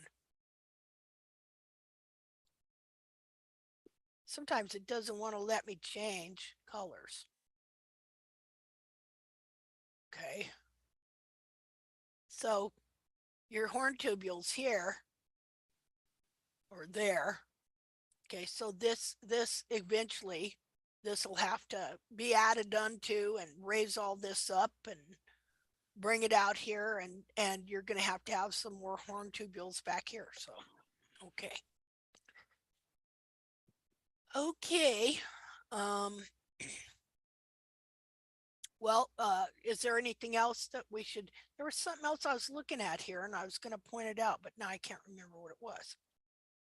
Oh, that was it. Never mind. Okay, so is there anything else that you'd like to discuss about this or that you can think of right now? Oh, that's a thing. I want to show you like one thing. Have you measured the dorsal wall here? I think it's 9.5 centimeters. Okay, what's that in inches? Oh, I will calculate in a sec. Thank you. Wait. I should keep a ruler here. Wait, 9.5 centimeters to inches. Ooh. Huh? It's something like 3.7402. Does it make sense? It's that little over 3.5. I do believe. 3.7. Okay, yeah, 3.5 would be 3.5. So 3.7. So you got 1/4 of an inch to work with here in the toe. How many hands high is this horse? Oh, again in centimeters. He is 150 centimeters in the withers. 150 centimeters in inch. 59 inches. I don't know what that is. Inches. I'm 59 inches.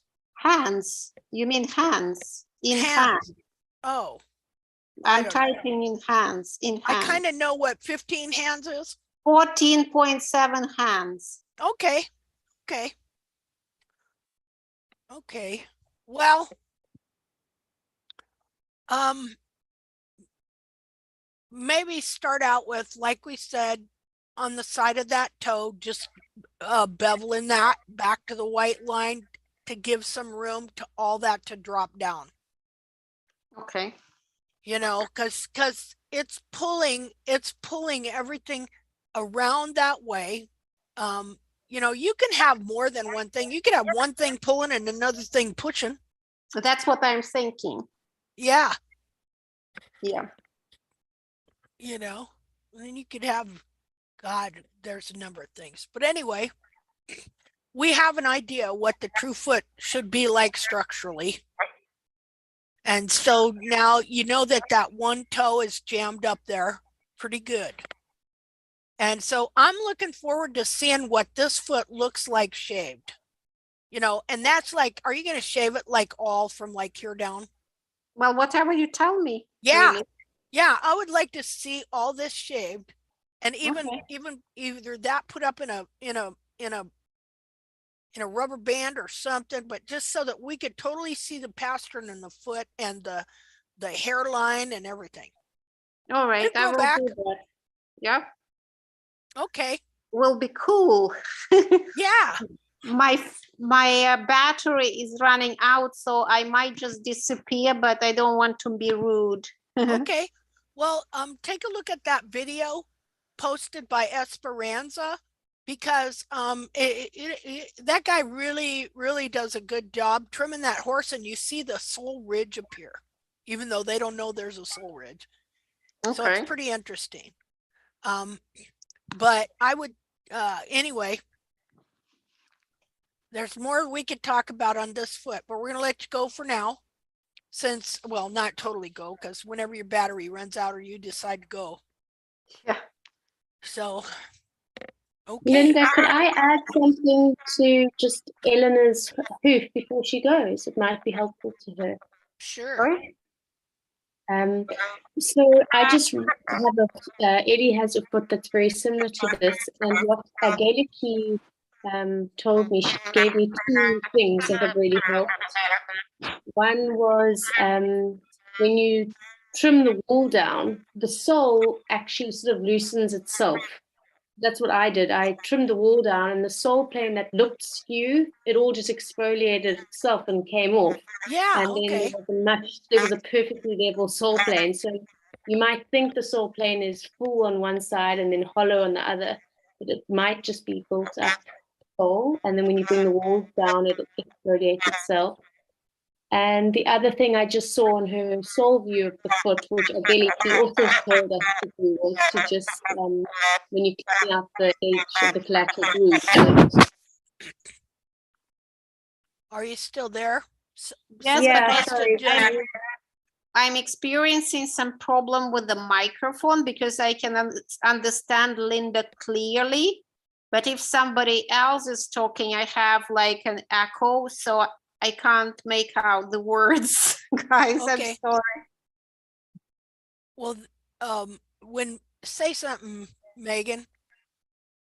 I understood that probably like the gist of it. What I understood that when she works with the wall, then the sole exfoliates. Yeah. That's what I understood, but I couldn't understand like per word what she's saying. Oh, okay. You Okay. got Well, the there's gist some of it, sort of Eleanor. weird Right. staticky thing going on. But maybe when I rewatch the recording, then it will be clear sound and I will understand. Megan, thank you so much for your input. I really want to understand this thing. I want to really get to the bottom of, of my misdoings here. Okay. Yeah. So I'm going to shave tomorrow, girls, and I'm going to post it. Okay. Sounds good. Okay. Well, thank you so much. Yeah, thanks for sharing. Let's see. I gotta get this annotate off of here. Okay. Okay. What am I doing? Clear all drawings. All right. So I want us to watch that video. So let me go find that. Just a second here. Let me go find that. I'm trying to get out of here. What am I?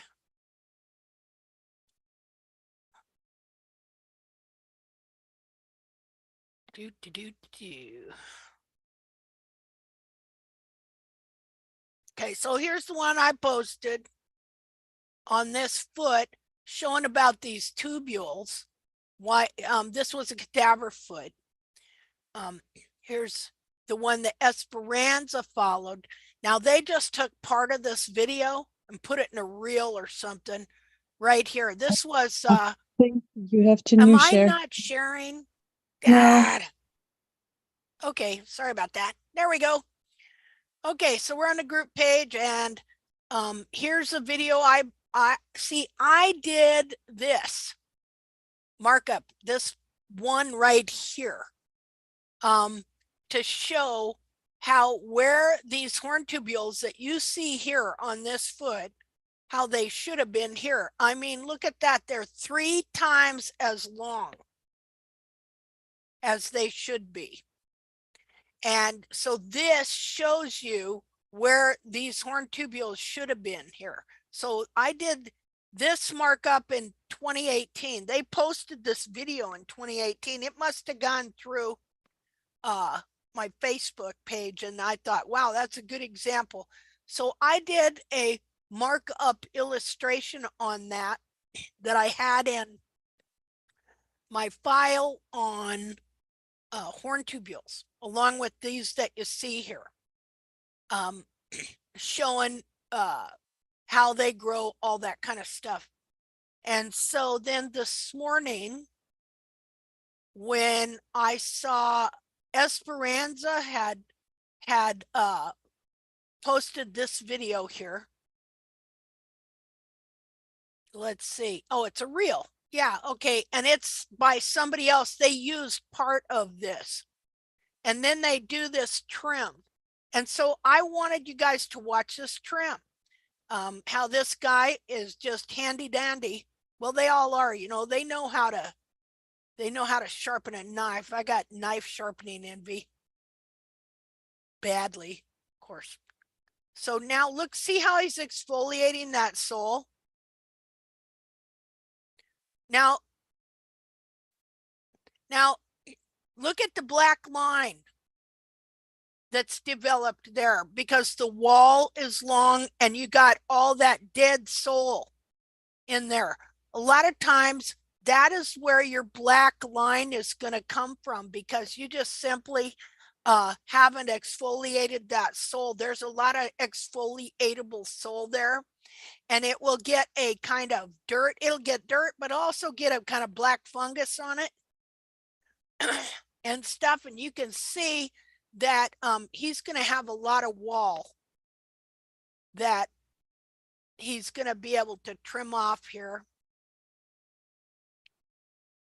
I'm going to slow that down again. See, all that is exfoliatable sole. Okay, now look at how much wall. He's taken off a lot of wall here and a lot of sole that can be taken off. Because remember, when the wall grows and the sole attaches to it, it will pull the sole with it and it will make it look only concave. But in reality, there's a sole ridge under there. And so all this wall that he's taking here is extra wall that could be taken. And of course, that's another reason that the foot will look more concave than it really is. Oops, that was wrong, Dale. Okay, so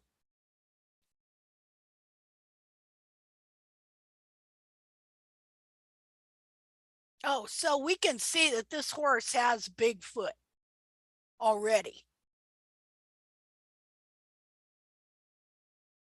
Now, just think of all the sole that's going to come out of this horse. How much growth is there? You can bet it. This is 6 to 8 weeks. I'm sure this horse is done like clockwork. So probably 6 weeks, 6 to 8 weeks of growth. See all that he's taken off? And you know what I like about this guy? He takes very little heel and a lot of toe. And anytime I ever had a decent farrier, you know, the heels still are not right on this horse, but okay, he's taken a lot of toe and not much heel, although the heels are trimmed out on this horse, so whatever.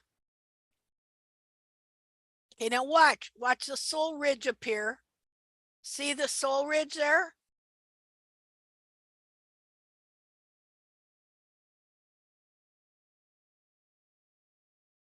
Now he took that foot down pretty much just right. Okay, but we are afraid, I'm not anymore, but we are afraid to do that. And then you might not have a foot like this that has sole like this either, you know, but anyway, it's just an example of how they know how to take out that exfoliatable sole and get down to the live sole plane. Yeah.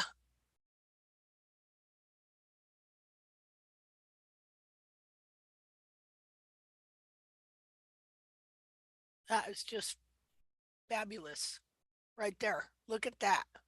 See how he gets down to the true apex of the frog too. Gets his central sulcus cleaned out. Man, if this guy knew about the true heel of the horse, he could, you know, I wish we had skills like these people. You know, someday tact people will have these skills. But I admire their skills for sure. So anybody have any comments on that?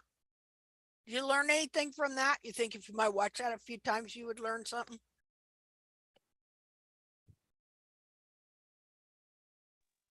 Well, yeah. But Okay, what you. made me curious is that the wall is so thick in the front and on the pillar and on the quarter, and no thickness on the heel. heel. Yeah. Yeah. And yeah, that make me curious and shows me, prove me if I or correct me if I'm wrong, that the heels are taken out. Yeah. Yeah, they are. You know. But yeah, I mean, the hoof looks pretty clean, and the exfoliated sole is cleaned out pretty well. I yeah. have no no horse in my barn is 6 to 8 weeks, so I guess I could never take off so much sole. Well, you could if you accidentally let it get that long, which a lot of us do. Mm. See, by never taking it down to where it should be. See, it I could have the build perfect up. grinder right now. Yeah, it could build up. On some, I've seen horses build up to that. You know, are you Mm. using a grinder now? Yeah, I'm using a Oh, grinder and I good love for him. you. So you're pretty much exfoliating the sole and all that. Yeah, yeah. You know, and look here too. He has no white line. Mm-hmm. I don't see a white line there. Yeah, it looks like not stretched. What's the opposite from stretched? See? Compressed. Yeah, he so that means okay. So that means no heel. Then I bet if we could see this foot from the side, we would see the horn tubules in the latter part of the heel and in the quarters grown clear up to here. Yeah. See, because remember I was saying the horn tubule and the lamina grow down, connect with the sole, has to be in a specific spot. They marry up, they grow to the ground together. Mm-hmm. And when so, you will have a golden line where they have been hitched together, Mm-hmm. married. And so there's these here, they're in a state of separation. Mm-hmm. See, they're not married together. And so now see how all this starts to make sense?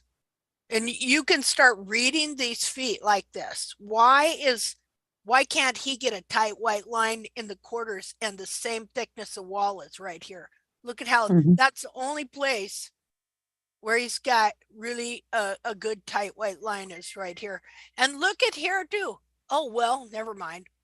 I'm just looking at this. What kind of imbalance is being caused here? Because look at the thickness of the sole ridge here compared to over here. You know, what is he doing in his rasping and trimming that is, I'd like to see what the pillar looked like on this side of the foot. You know it? Like, okay, what foot would this be? This is the right foot, right? So I bet if we were to look at the front of this foot, I bet we would see, I bet we'd see growth rings pushed up on this side of the foot. I mean, when you go back to the foot he started with, just a minute here. Let's see if he even gets a clean white line anywhere but there. Look at there. See, can't get one here. Look at that. Can't get it there. Just here in the toe. And look at even here. Look how thick the wall is. Very interesting.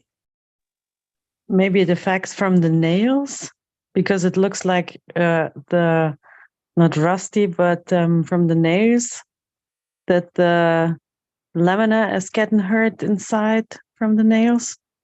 Well, And then the imbalance, and yeah, all the Well- effects that you were also saying.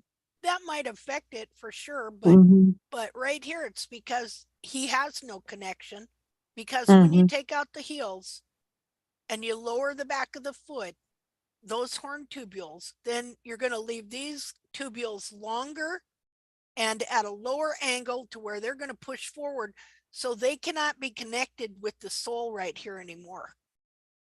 So like this portion of wall here should probably be back here. Do you understand what I'm saying? Because that makes sense. Yeah, nails aren't as damaged. See, here's the thing you got to beware, and that is that a lot of these things that they tell you in barefoot are not true. Nails do not damage the foot, not like what they say. Okay. And they're not, one thing they're not going to do is they're not going to do that to the white line. But if you trim the heels out and the horn tubules in the front of the heel here, sidewall of the heel, and the quarters get pushed forward, and look, what's interesting is the amount that this is pushed forward more. This is pushed forward more over here than it is over here, but they're both disconnected on both sides. See, there are partial truths to some things, but if we hold any beliefs at all that are not accurate, that are either a fallacy from barefoot trimming or from farriery, then we're not going to make a proper diagnosis of what is really going on, because that's what we're doing. We're looking and interpreting. So if we have any falsehood of stuff that we have heard and picked up, because we are like little tape recorders, you know, and stuff, then we're going to add that in to our evaluation, and then we're going to wind up making mistakes. But worse, you know what's worse? We wind up going back. We'll wind up going back into what they do and they say, and we will not see things are right. You cannot have partial truth. It has to be the whole, if it has to be 100%. See? You know, I've seen horses shod all my life, and I would stake my life on it that it ain't the nail that's damaging the foot, it's the trim. You know, this nail isn't even in the white line here. Neither is this one. Now that one is, okay, but this one, it's still in the wall. and it's aimed so it'll go outside the wall there. But are you understanding what I'm saying? The importance of thinking about, what am I saying? Where did I get that? Where did I pick that up? See, I am always finding things that I think or say that they said that I find out, well, that wasn't true. Do you see what I'm saying? We Yeah. have to be, oh, I'm sorry. Yeah, no problem. I just sent you a picture that I found on the internet, Okay. and it was just interesting to see how the nails could sometimes affect the lamina, except on the I can't see it. Just a second. There's a distortion. Well, okay, so whoever did this, all right, may have been wanting to prove that the nails That's why. affect the lamina, because we Yeah, can't see that- the rest of the foot. That's why You I'm see? asking. That's why I'm asking. Yeah. Could the nails also affect that white line Yeah. Well, see up here, contraction? it didn't affect that. See up Mm-hmm. here where this red Mm-hmm. is up here. Yeah. Okay. It didn't do that. See, we can't see. Well, let's see here. Is this a frontal view? I think it is. So this is the, yeah, of course it would Yeah, be. should be Duh. a frontal view. Yeah. Uh-huh. Okay. So look at how the hairline goes down like that. So this horse probably had no heels at all. So his white line was already affected. But somebody could look at this and say, oh, look, somebody that didn't know what we know wouldn't have that reference point to do an interpretation, because see, all science is some man's interpretation of what he's seeing. And your interpretation is going, and it could be right, it could be wrong, it could be part right, it could be part wrong. See what I mean? Okay. Your interpretation is going to be based on the knowledge base you have of the subject. And so a barefooter who has no idea that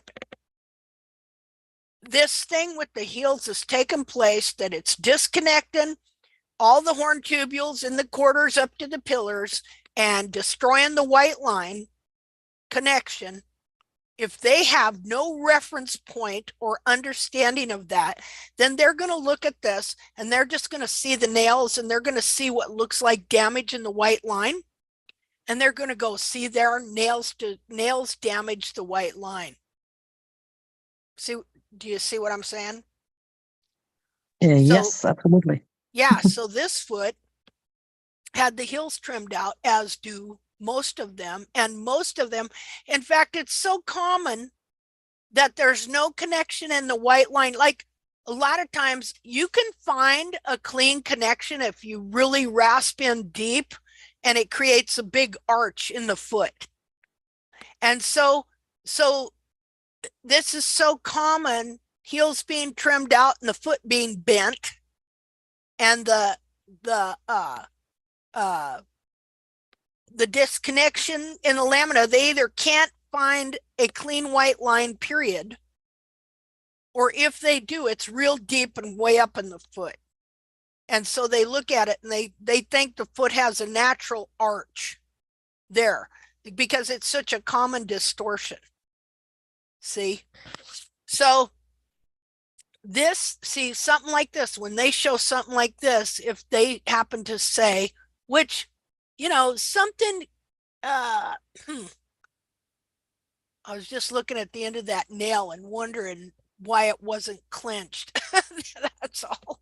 You know, maybe they rasped down the wall. Look at that wall, looks rasped down. It's kind of weird. Anyway, that's my opinion on it. That in the long run, it's not the nails, it's not the shoe, it's not any of that. It's the conformation of the foot has taken on, the hoof capsule and foot have taken on because they keep trimming the heels out. And, you know, people are welcome to disagree, obviously, or think some way different. But, you know, this is what I think. Okay. For me, it's totally fascinating to see all that patterns and effects, and yeah, what's going together. The hairline, not hairline, the horn tubules. Today you explained like the marriage. It's so, yeah, mind blowing for me. Oh, okay. Well, I know that effect, but the explaining and it's like a poem. You told us the marriage with the soul and oh, yeah. yeah, it's like a poem. So yeah, it was mind blowing for me and stays in my brain right now forever. Oh, that's awesome. See, So because thank you very much. well, you're welcome, and thank you for being such a good person to listen and think about that and consider. I appreciate that. And here's something interesting. Look how they loaded the wall on the shoe and then trimmed away the sole so it is not bearing weight on the shoe. So what does that do? It transfers the weight up here onto this lamina here, onto the side of the foot, onto the lamina.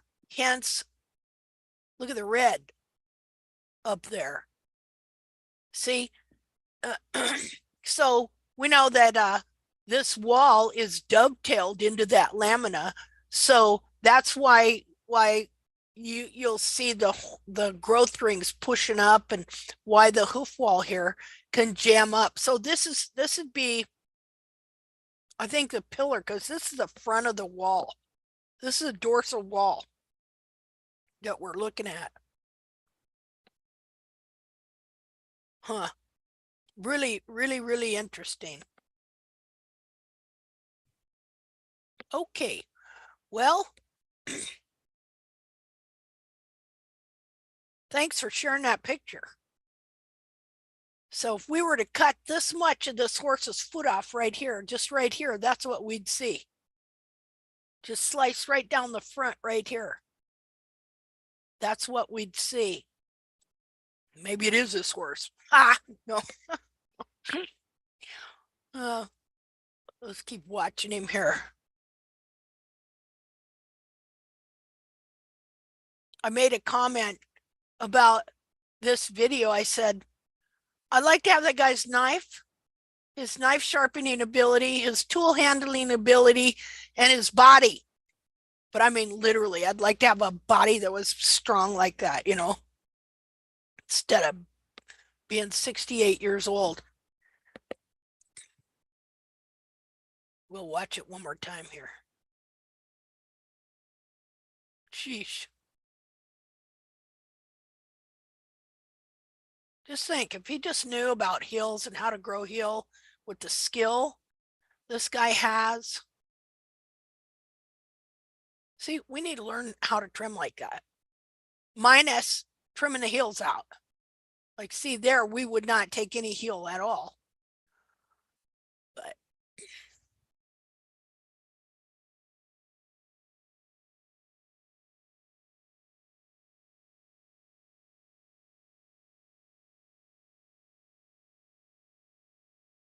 yeah, that's a great video. Okay. Well, okay then.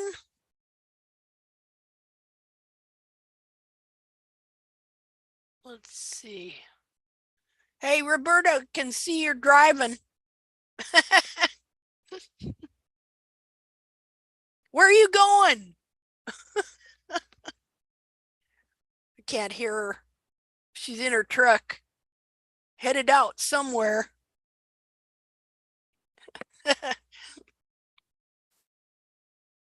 I can't hear you. Oh, there you are. There you are. Where are you going? I'm taking my patient back home. Oh, okay. Yep. Okay. But how'd you see me driving? Because Somehow you got your web camera on or your whatever that is. Oh. Because I have ESP. Because I do distance readings and I traveled to where you are and I saw you in a car. Hey, I wouldn't doubt it. And that'll be $60. Thank you. It's in the mail. Distance reading. Exactly. You can get it done on your horse too. How come? What I want to know is how in any of these distance readers, why they never tell you that your horse's feet hurt, why the horse never tells them that his feet hurt because his heels have been trimmed out. They missed that one. I guess they did. Okay. Indeed. Okay. Well, anyway, there we go. Does anybody else have anything? Nina, how are you? You got anything? Marion? No, I use question. Hi. Hi. How you doing? I'm doing fine. You got anything to share or that you want to talk about? And not today. I'm going to take photos of my Mini another day. Okay. Well, feel free anytime, okay? Yes, I will. Okay, dear. Let's see here. Well, anybody else got anything they want to talk about? If not, we're going to sign off for today. I mean, we've only been here 3.5 hours. Or wait, 11, 11:30, 12:30, 1:30, 2:30. Yep, 3.5 hours. That's a short day. Anybody have anything they want to talk about? How's Dodo doing? Simone? Nope. She must have went off to cook dinner or something. Okay, everybody. Well, I'm going to sign off and say goodbye. Who is Kay? Can you hear me? Just has a K there. I have no idea who that is. Hi. Can you hear? Hi, I'm new. This is the first webinar that I've attended. I just sent you a couple messages. I didn't want to bust in the middle since I'm a newbie. Well, I'll take a look at it here. Is it anything Okay. I can't share publicly? Oh no, it's fine. Nothing much. I'm just new. I've had a horse for about a year, and I got her, and I ended up getting a barefoot trimmer. Before that, the trimmer took like 2 seconds, and I could tell the shape was off, even though I didn't know anything about it. So I just have been looking things up. Her feet were looking a little better than now they're not. And I started doing a lot of research myself. I found you. I've watched a ton of your stuff. And I guess my questions were, because I looked at your website, I found you from YouTube, and I was trying to find like if there are some kind of like guidelines or someone being new, what I could like show my trimmer. I thought about sending her the buttress videos that I found from you. Yeah. I just was wondering like what you could send me for me being a newbie, and what if there was anything you could recommend me sending or showing first to my barefoot trimmer, and see how that goes. Okay. Broad general question. Now, can I ask you a question? How old are you? I'm 43. Oh, well, I'm about to be 43. You're about the age I started. Trimming. Excellent. Yeah, out of self-defense. Pretty much wisdom comes. Honestly, I'm new with horses, but I'm a studier. But there's so much stuff. So I'm like the little girl who wanted a horse and never got one. And then I started riding a little bit, and then I got a horse before I was ready, and I've kind of jumped into everything. Yeah. So I was hoping my barefoot trimmer, I could kind of deal with that as time goes on. But now I'm like, I think I need to figure this out too. So. Yeah. Unfortunately, unfortunately, that is the way it is. I mean, all of us here, we're just horse owners. you know, and so we had to learn this stuff because of the current state of affairs for the last 250 years. So that's awesome. I'm so glad that you found us, because just you know, having it available to have this knowledge. Now, are you in our Hoof group? So as you can see, I haven't had Facebook since, I don't know, maybe 2020. I only had it for a few years. I don't have it, but my husband does. So sometimes when I need Facebook for something, I use his.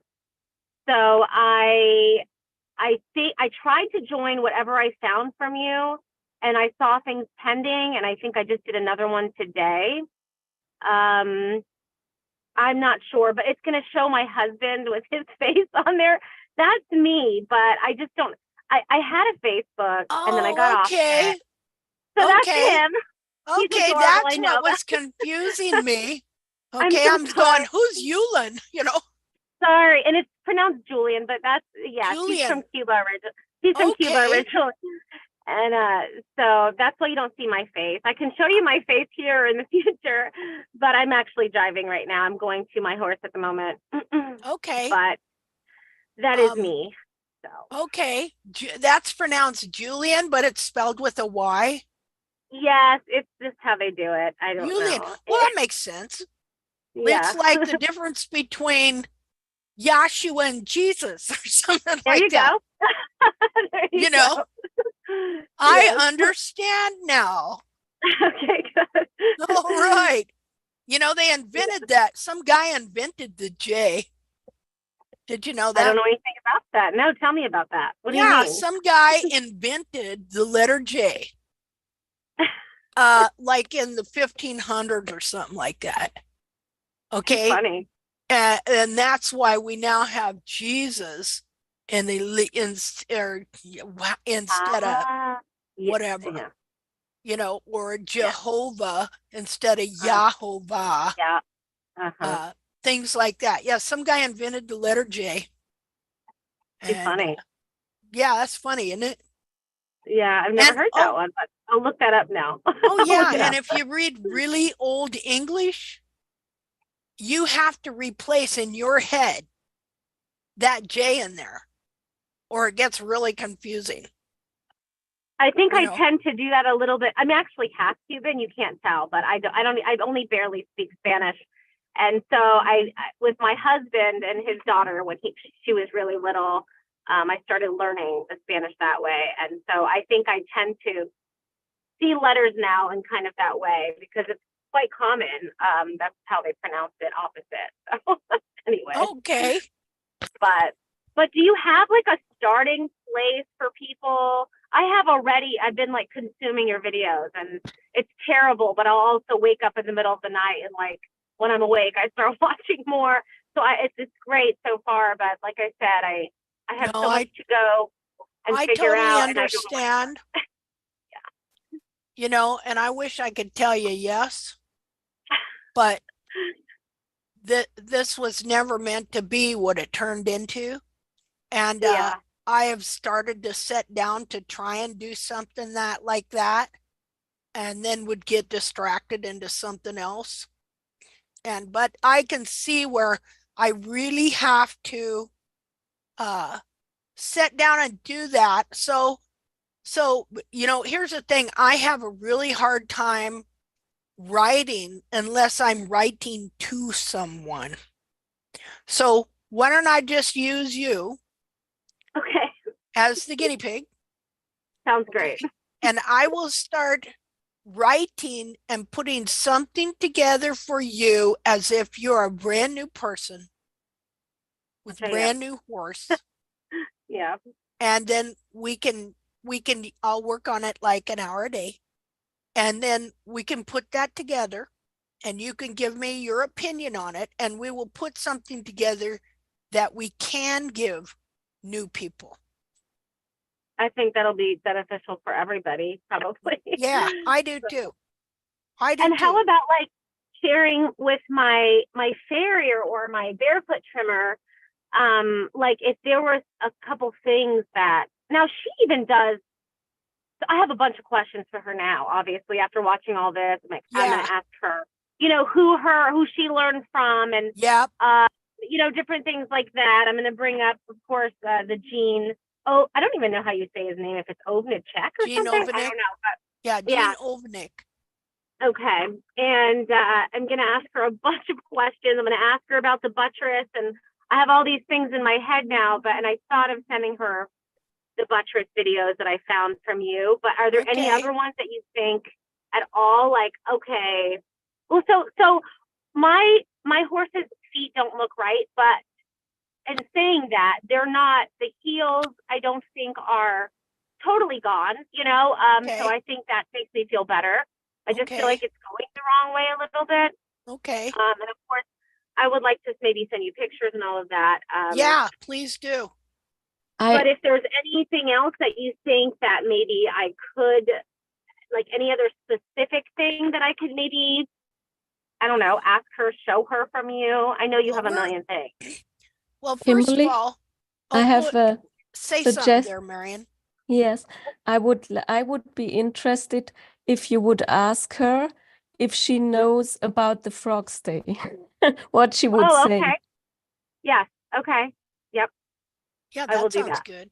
Thank you, Marion. I'll add it to my list.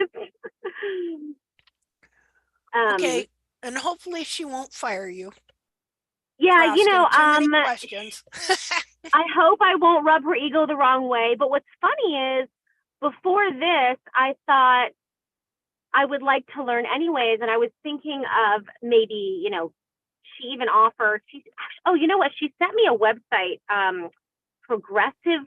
What is it? Progressive Hoof Care. Okay, yeah. Have you heard about that? Yeah, he blocked me. Oh, I don't know. That's not her, but she was saying like maybe that's a good place for me to start. And so okay, so they're not so great. Okay. A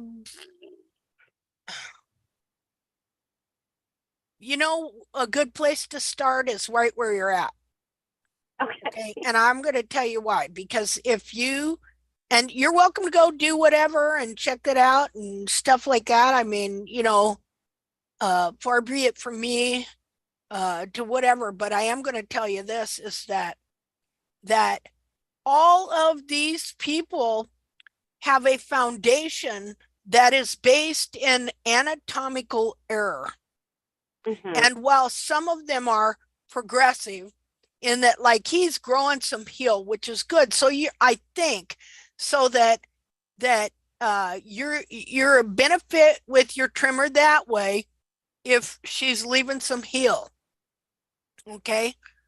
But if you, I mean, like I said, I mean, because see, I am going to put a history thing together on all of this, and I am going to do a commentary on every single one of these people that I can that have gotten popular, and take it back and show you what their foundation is and how it goes clear back, even with how I mentioned Jamie Jackson goes clear back 250 some years ago to the first vet schools in France.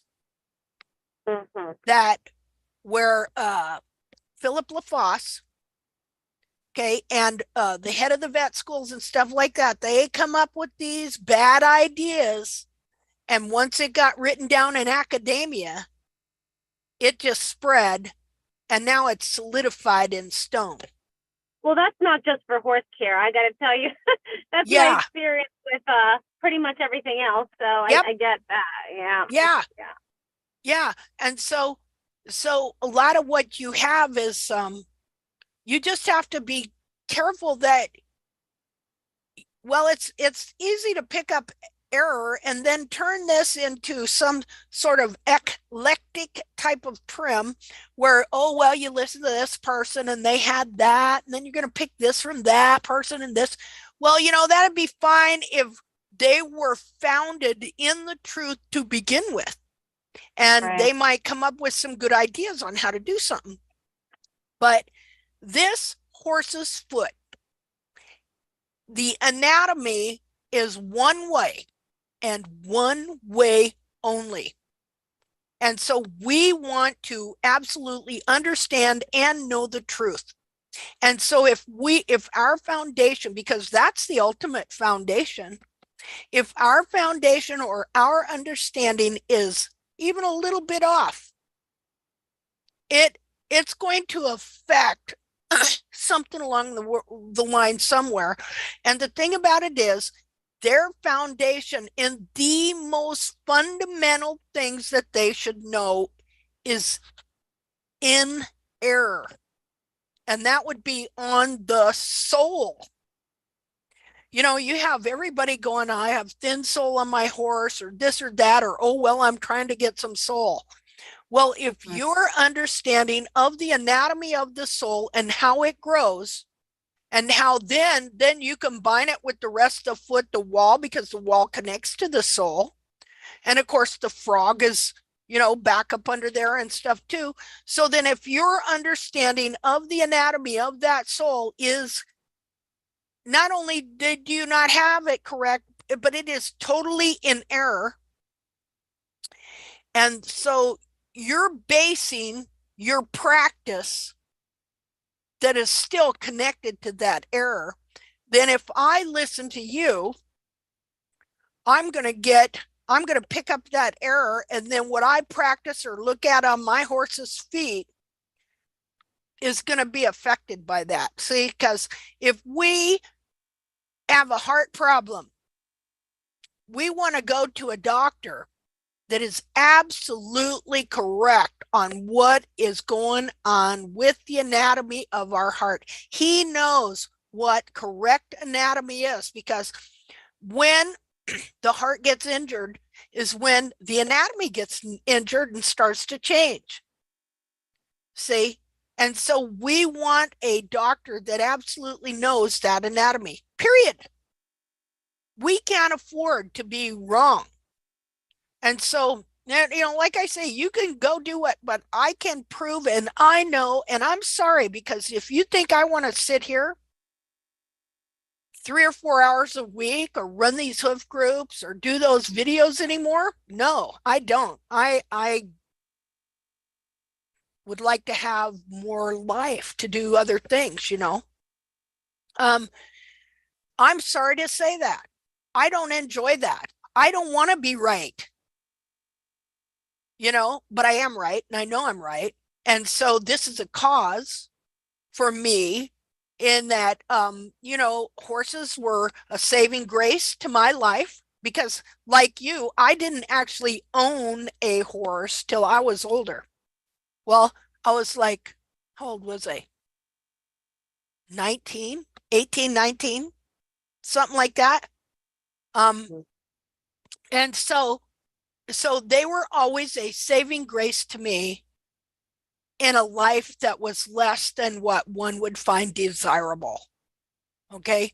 So they gave a lot to me. And so I, you know, so this is a matter of trying to give something back now to something that has been a servant, faithful servant to mankind, that we have treated abominably. And the worst part is what we've been doing to their feet for 250 years. So anyway, long explanation for why you just want to be careful on where you start. I listened to your the one about the history and the horror and the Gene and Jamie Jackson. That was all very interesting. So okay. Yeah, okay. Well, I love my barefoot fairy. She's a great lady. And I know that she does like dissections and stuff with groups of people and things. So I don't know if she's seeing it one way, you know, who knows, Yeah. but I would like to at least give it a try and ask her. Yeah, well, go ahead. You know, she also mentioned, like, you know, you learn things, but as time goes on, you figure out other things. She's made that comment. So I don't know that she's closed-minded to one specific way. I don't know, but a lot of people don't like me and have heard about me and don't like me because I said bad things about their idols. Right. Well, I will ask her if she's heard of you and see how that goes. You know, that their idols were wrong, because this is like a big cheerleading squad or something. You know, you got your BFF And so whatever trimmer you're following is your BFF. And so this is like the Mean Girls Club or some darn thing. I mean, it's nuts, you know. This is a product. Okay, these people are making money, and this is a product. Even with your trimmer, you pay her, right? Of course. So she's selling you a product. Okay, so you are a consumer. So you have a right to judge that product and to know where the person delivering that product got their training and why they think what they do. Because see, here's the thing, in trimming and farriery, there are absolutely no laws whatsoever governing it. You know, anybody and their dog can open up a school and then go down to Kinko copiers, or just buy a printer these days, and have a certificate of completion or diploma. They can even call it a diploma. They can give it any kind of medical name they want, like equine podiatry or anything like that, so they sound better than the next guy. See, there's no laws governing any of this, which is probably a good thing. Yeah, I was gonna say sometimes that is a problem, but yeah. Yeah, that can be a problem too, because then we could never get any change. You know, I wouldn't be able to do what I'm doing if there was a law against this here. Some countries there is. Over in where is it? Somewhere, it's not Hungary, but over by there. Where's Hannah from? Does anybody know? Oh, anyway, it's over there in the Baltic somewhere. They've made it illegal for you to trim your own horse. Wow. Yeah. And see, and there's been other countries that have tried to do that too. Make it illegal for you to trim your own horse. See, so anyway, so now you got my lecture on that. So was it the Netherlands? I think it was the Netherlands. Oh, well, it could be there, but no. Oh, they make it illegal. I know that Hannah is from that place, so one of our members is from there. So, I'm gonna have to cut that out. You no, not Hannah. It's somebody else. Joanne. There's a gal named Joanne that is from one of those countries where you're not supposed to trim, and she has a farrier that has to trim her horse, and so she's trying to get him to get on board with this. That's who it is. Her name is Joanna. That's right. Okay. So you talked about Gene Ovanek. What ways do you are there a lot of ways you differ from him? I guess I know you said you're going to work on something, but I feel like I would like to have something in my head to start. Yeah. Well, and I had ordered his book before I even got to that. Like, you brought him up, I watched your thing, and I just ordered his Hoof Care today. But I know you said that you don't really agree with that either in some ways. I'm just curious what things are wrong with that. That's kind of a long conversation. Okay, so I started out with his trim because he had directions online. And because he was the first person I ever heard about when I was up in Montana. Where do I differ from him? In that none of these people know anything about the back of the foot. Okay? About the back of the foot and this whole thing that happens when you trim the heel buttresses out. They do not know what's happening. Okay? So, I am different than him in that major aspect, and in the fact that when he did, and mind you, I have great respect for him. Okay. He's the only one I have great respect for, though. But let's see how to explain. So when he did his board imprints, okay, well, see, you should read his deal here. Just a minute. Let me find it online. Hold on. When he Well, I did, saw when you had put on there that his was different from Jamie Jackson and how he showed the different surfaces and how Yeah. they differ, and compared to the other picture where they were showing the heel completely trimmed out and everything growing down. So I saw that part. So it sounded like when you had explained that in one of your videos that he was kind of respecting that there was a longer Yeah. heel. Yeah, he does, you know, but he does something that farriers always do, which is he brings the heels back to the widest point of the frog.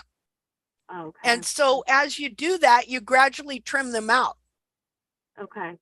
You know, it's just you trim them out a little more all the time, and then never trimming, not trimming the pillars down, leaving them long for support, because he thinks that the horse bears its weight on 4 pillars, the heels and then 2 pillars on the sides of the toe. And the reason that he believes that is because when he took board imprints, he painted the board and then put it on the bottom of the horse's feet to see where the foot was bearing weight. But you know, the horse was not bearing any weight when he did this. And so what showed up were 2 imprints in each sides of the toe and in the heels. And so I don't know if it was him or who first called the sides of the toe pillars, but he assumed that the horse bore weight on 4 points, each side of the toe and on the heels. And so when he developed his trim, he based it on the research he did and on the board imprint. And so when they map the feet, they will purposely leave the 2 sides of the toe high. And as a result, what you wind up with is a square foot. And he sells a shoe that is square because he saw it as how important breakover was in the toe, but he did not realize that those pillars getting long like that will also take over the whole foot and pull the toe forward. And so that's just some of the areas that I learned were not correct. See what we've been talking about today, how these horn tubules in the side of the foot can grow forward. Well, see, if you're constantly taking the heels back, you always take them down. And then you're setting all the horn tubules at a lower angle, which they're going to push forward into the toe. Well, then your toe winds up getting long. See, I can show you exactly what happens. See, he come up with this 1/3, 2/3 balance to the equine foot. Have you ever heard of that? Yes, and looking at stuff up from you, I have. Looking at Okay. when you talked about it. Yeah. Okay, so we know that the back of the foot, as you take the heels down, it can be pulled under and it can wrap in, and it can get, the base can move forward and it gets smaller. Okay, so from the apex You say of the smaller. Sorry, when you say smaller, do you mean like skinnier, like more narrow? No, I mean literally smaller, that the foot gets compressed into a smaller capsule. Okay, okay, okay. I know what you're saying. Okay, so if you're measuring the foot from the apex of the frog to the base of the frog and the heels, but you don't know that the base of the frog is moving forward and that the foot is bending and being foot bound and bound up into a smaller capsule. Okay, but at the same time, you may not see that because you've set all those horn tubules at a lower level, and so they're also pushing the toe forward. So the foot itself is being shortened and bent internally. But you're not seeing this because as the heels, you trim them out and it seems like you're taking them back. But the more you do it, eventually it starts moving forward and shortening that space in the capsule between the apex of the frog and the base of the heels. Meanwhile, your toe is being forced to move forward. And so the main measurement that they do in their mapping is they measure from the apex of the frog to the base of the frog, and they divide it in half. And then they use that measurement from the apex of the frog forward to measure the toe. And they say that's where your toe should be. Okay, so they don't know that over time what's going on is from the apex of the frog to the base of the frog. Well, you've been trimming the heels down, and slowly, yeah, it seemed like they were getting further back when in reality, all of a sudden, they're moving forward because you're just trimming more and more hoof capsule out, and it's getting shorter and more compressed from the apex of the frog to the base. So then one day it looks to you like your toe grew. And so you go in there and you measure from the apex of the frog to the base of the frog, and you divide it in half. You don't know that that distance has shortened up. Okay. And so then you take that measurement and you measure from the apex of the frog to the toe, and you're like, wow, my toe got really long. I'm going to have to bring it back. When it wasn't the toe necessarily that got long, the internal foot still the toe, yeah, the dorsal wall gets pushed forward. But what really happened was that area between the apex of the frog and the base of the heel shortened up. See, the bulbs spooled in, or they got pulled under and bound under by the periopal. And so the horse is being foot bound. His foot inside is being bent and compressed and wrapped around and getting smaller. And the capsule's getting smaller too. Though it you can mean be, by using that ratio is what happens, because if you use the one ratio against with the toe, that's what happens. yeah. So kind of, you mean, okay, yeah. Okay. Yeah, see that distance between the apex of the frog and the heels is not some constant thing that you can use because of how much in these heels and the cartilage and everything else it fluctuates. Like let me just show you a picture real quick here. So what happens was, like, so I did that trim, and then it got so my toe seemed too long. And so I had to bring back the toe. And it was only recently that I realized something. Because, see, I used to teach about how you had to bring back the toe by rockering the toe.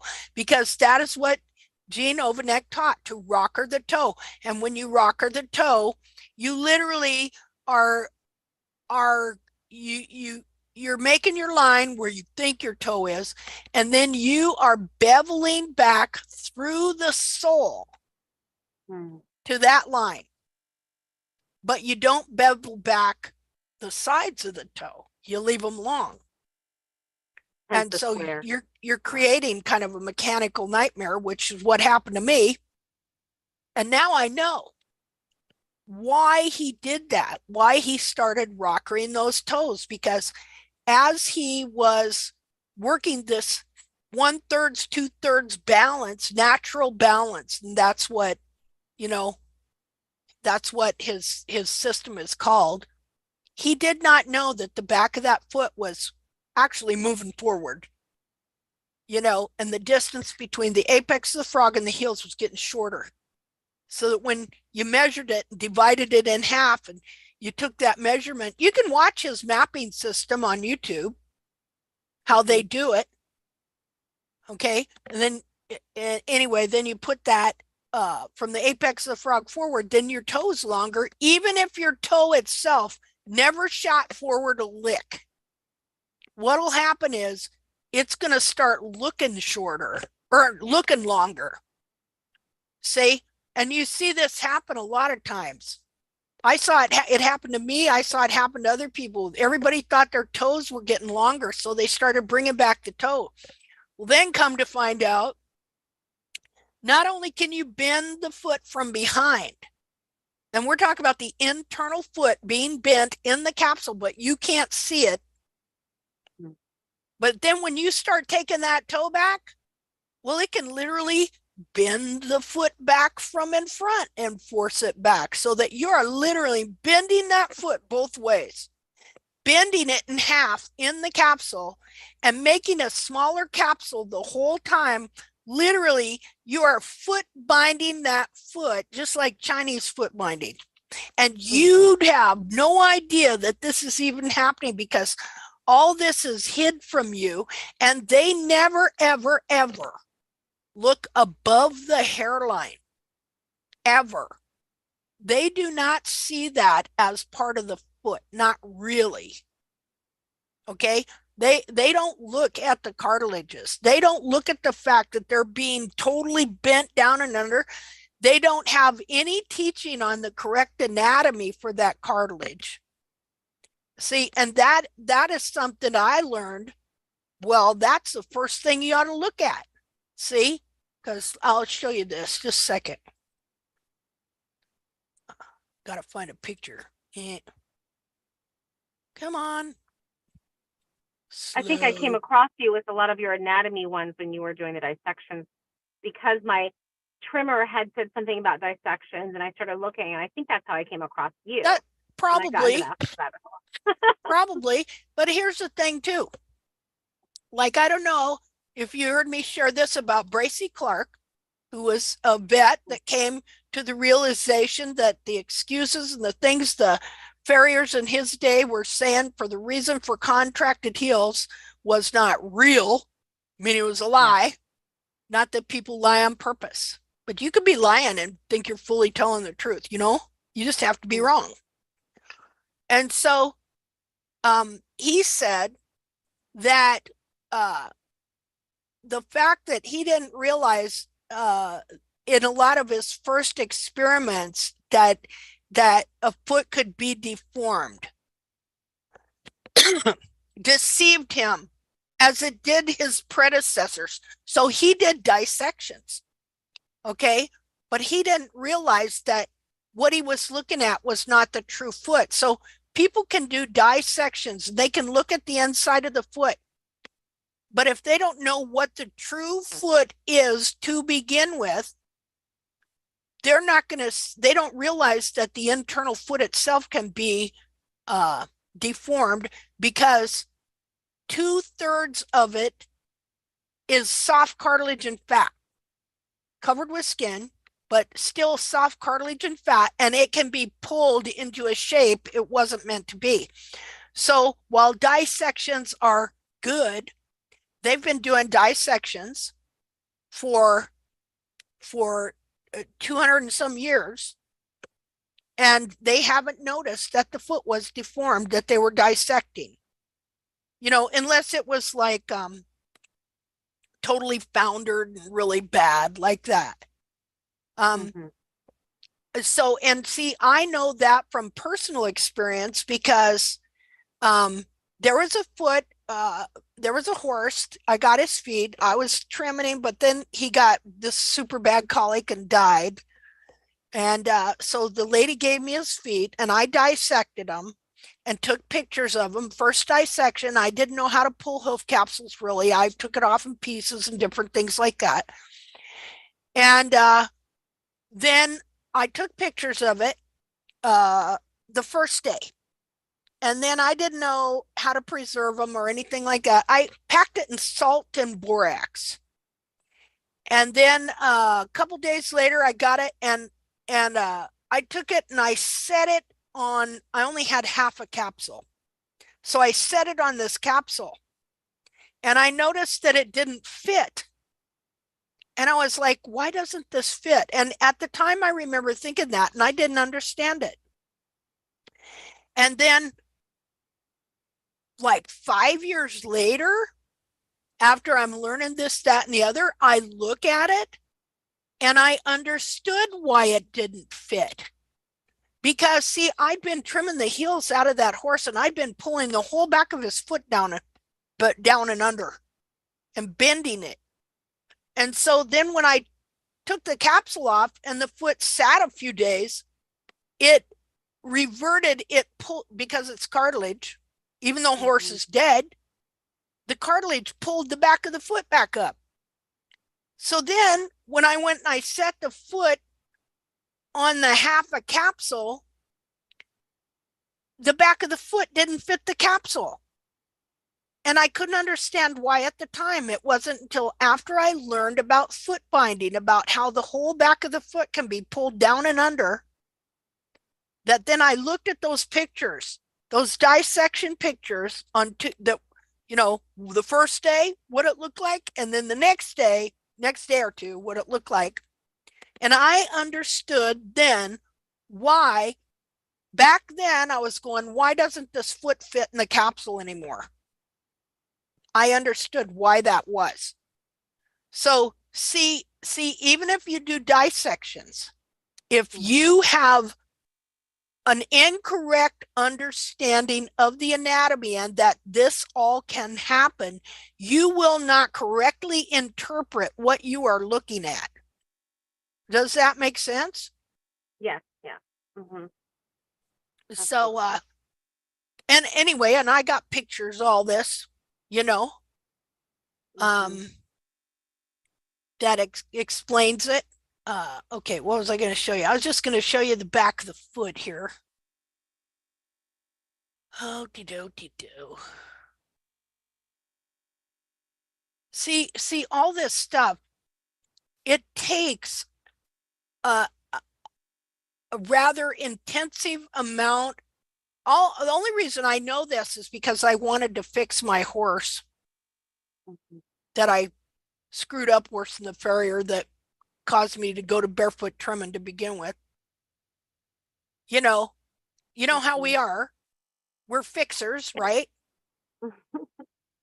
You know, and by George, when you mess something up, let's see, where am I at? Pictures. Well, that's why I have this new sense of urgency. I'm like, oh no.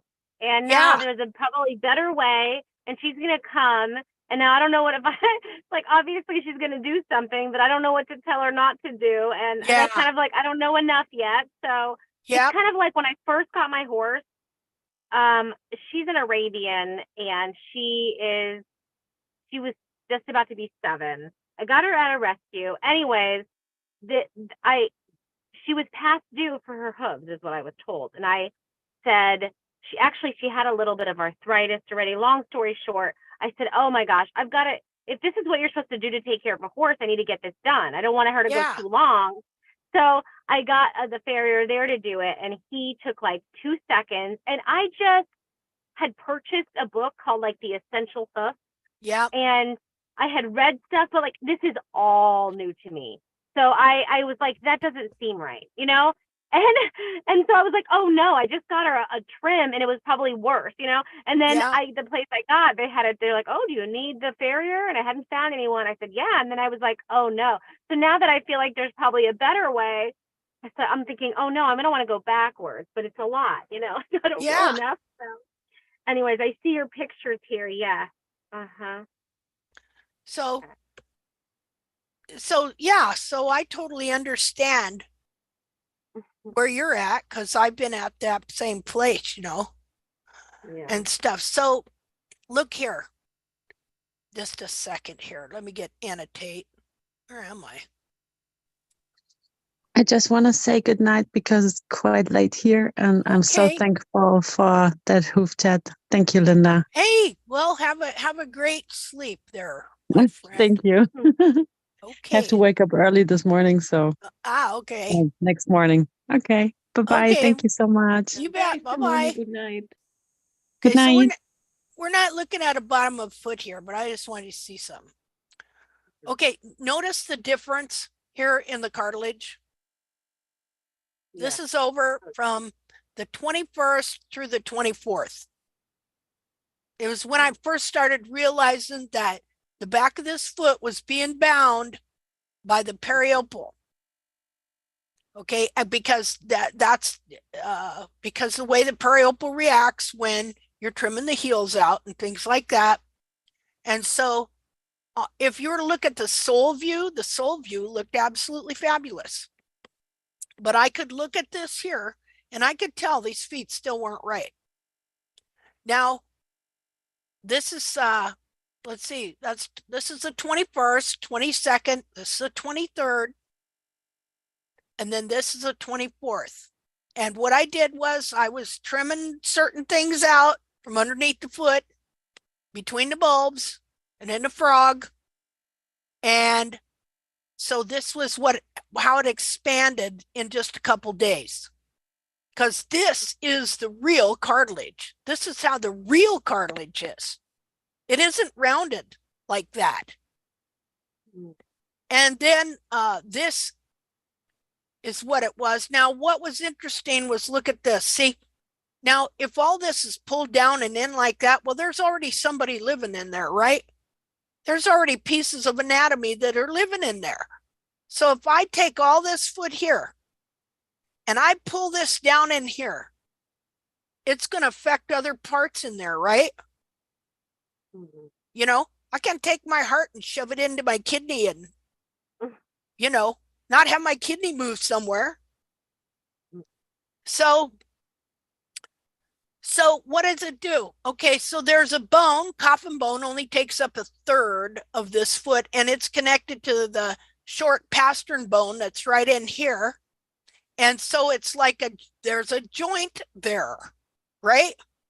So all this gets pulled down and shoved into here and shoves into that joint. And what does it do? It shoves it forward. See the bump? Oh, yeah. That makes sense. Huh. Okay, now you're dealing with two different objects. You're dealing with a foot that belongs to the horse. And all this capsule is a shell. It's a fingernail. This is a single digit, a finger, a toe, you might say. And so this is just the fingernail on that toe, the toenail. And so when this joint is forced forward, it can't go anywhere. It makes this little bulge here, but it forces the internal toe down and pushing back this way. Okay, you've lowered the heels, so you're forcing all the horn tubules forward. Look at the dish in the toe. You see that dish?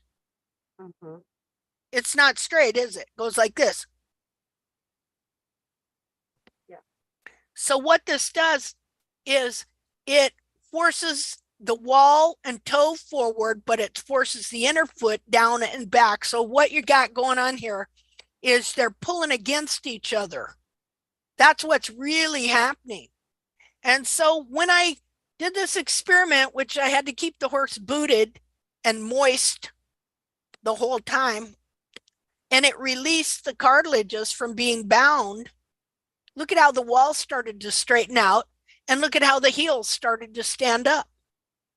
So that by the time you get over here, when the cartilages were fully extended to where they're supposed to be, the wall is straight and the heels stand up. And look, it's the same camera view here and here, little tiny bit different there. So I have two questions.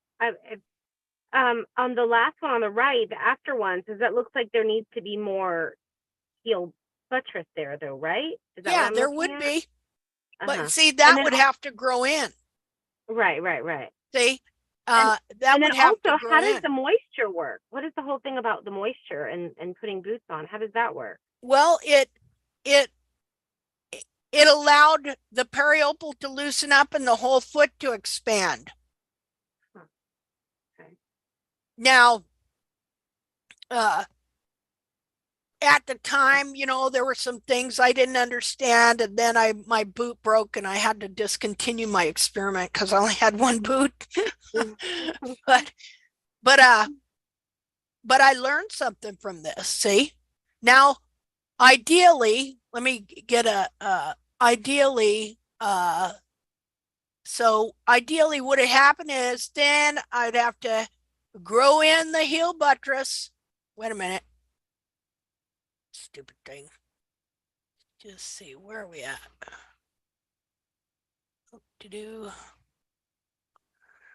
Okay, so were you here when I was talking about this coronary band? Yes, Okay. and how from the front it grows differently than the back area there. Yeah, it comes back around like this and then like that. Okay. So anyway, this finally expanded. See how it's pulled down here and bound by this periopal skin. Here it released. Now, ultimately, if I'd have kept going, I could have grown in some hoof wall to be like so. See, and that's also going to bring this wall back here like so. Probably would have raised this up here as well, like so, more like that. That would be more the true foot right there. But it just goes to show you how much this foot can be bound into a smaller sized looking capsule. You see what I'm saying? Yeah. Okay, so when it comes to, just a minute here, to this false interpretation where you got all of them saying it's all over the internet about 1/3, 2/3 natural balance to the equine foot, which is back here at the base of the frog. Let's just say if we divided this up into thirds here, back here at the base of the frog, right here. Okay, here's a toe. Now, if we're to, let's say, oh, well, look here. Right about here is where the apex of the frog is. See that? Yeah. 1/3, 2/3, 3/3. See it? Okay. So now,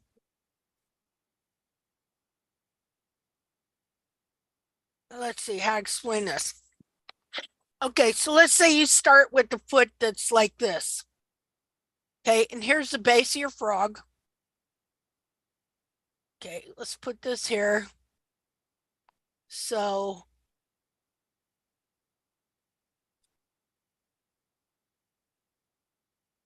oh, that's a little not quite right, but you see there. Okay, so I find, according to this theory, which they say will be constant, anytime you get the base of your frog and you measure to the apex, then half of that is your toe length. But what they don't know is that this here, okay, they're shortening it and it can be bound to here. See?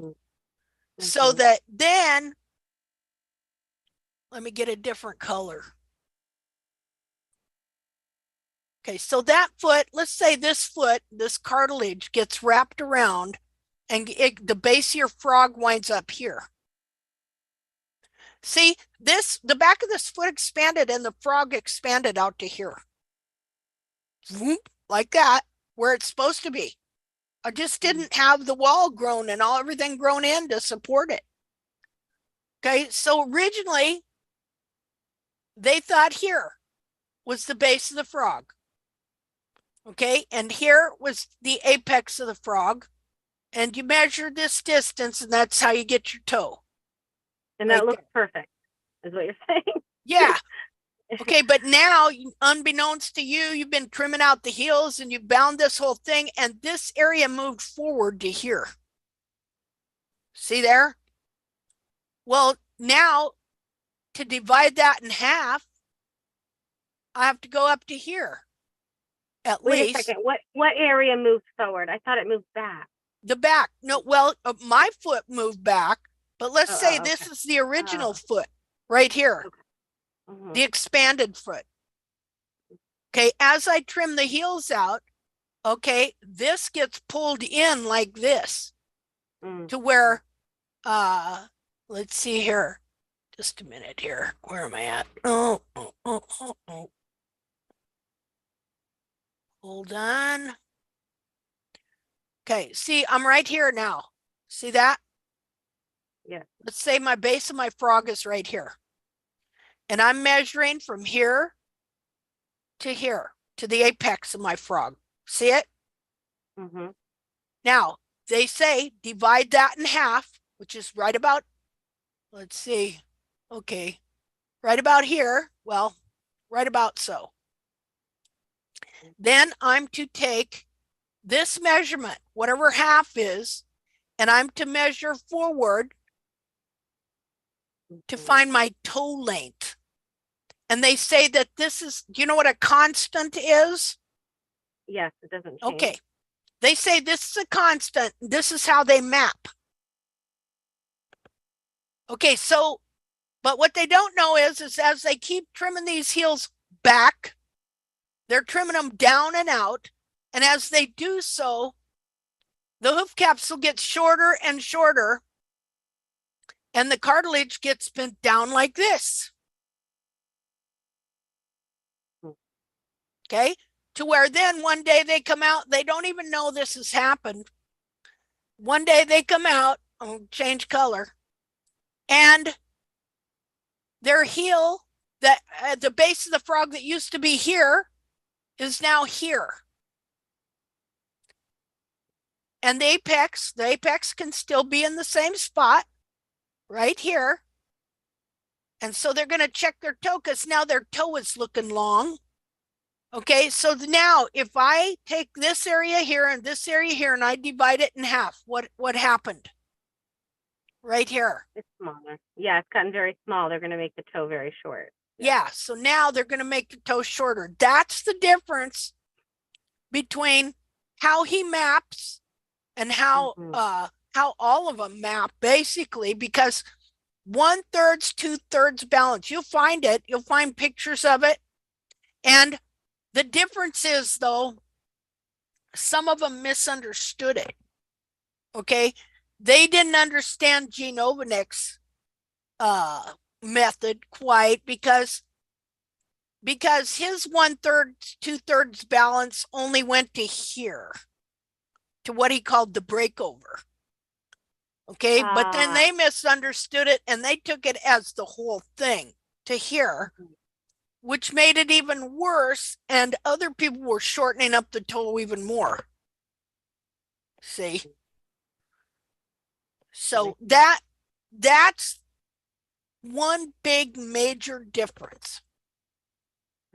And so what I found out was that not only does this part get wrapped down and pulled under, but the dorsal wall, let's see here, the dorsal wall here, if you start taking it back, oh, it'll come back anyway. It'll come back just like this, and it will push the coffin bone, just like the back can be pulled in like this. Okay, that coffin bone that's right here, it can literally be pushed back like that. So that now you have this foot that is bent. Let's see. Internally, the foot, let's see, where would it be? Is like this. Oh, well, that's the wrong thing. Wait a minute. Just a minute. Need a different doohickey. Internally, the foot itself, which is now here, this would be your foot. Okay, this foot internally is bent up like this. Whereas before, it would have been setting in there. I'll do it over here. It would have been, your foot would have been setting in here flat, like so. Something like that. Now you bent it up like that. And can that cause like a lot, like the sole to be concave? Yeah. well. Okay. Yeah, false concavity. Mhm. See, they think they're really developing a foot. Like they can even have a hairline that's clear down here like this. Mhm. See, they just practiced Chinese foot binding on a horse. Awful. But so that's So what should I the tell my difference. farrier? Huh? Don't cut any of the heel. I feel like I should tell my farrier, don't cut any of her heel at all. Don't do anything to the heel. Is that crazy? I have no idea. I know you haven't seen pictures of anything. I don't know. When is she coming? I think it's next Tuesday. Next Well, why don't she Tuesday. what kind of trimming schedule does she have you on? It was 5 weeks. We've been doing 4 weeks. Oh yeah, it'll get shorter. See, it'll get shorter because they have to keep shortening up the trimming cycle to keep the foot from deforming. See, if I take this foot and I don't keep it trimming it, it grows into a monster. Mm-hmm. Yeah, I'm scared it's gonna get worse. I'm like, I don't know how to. It will get worse. Yeah, I don't know what to do.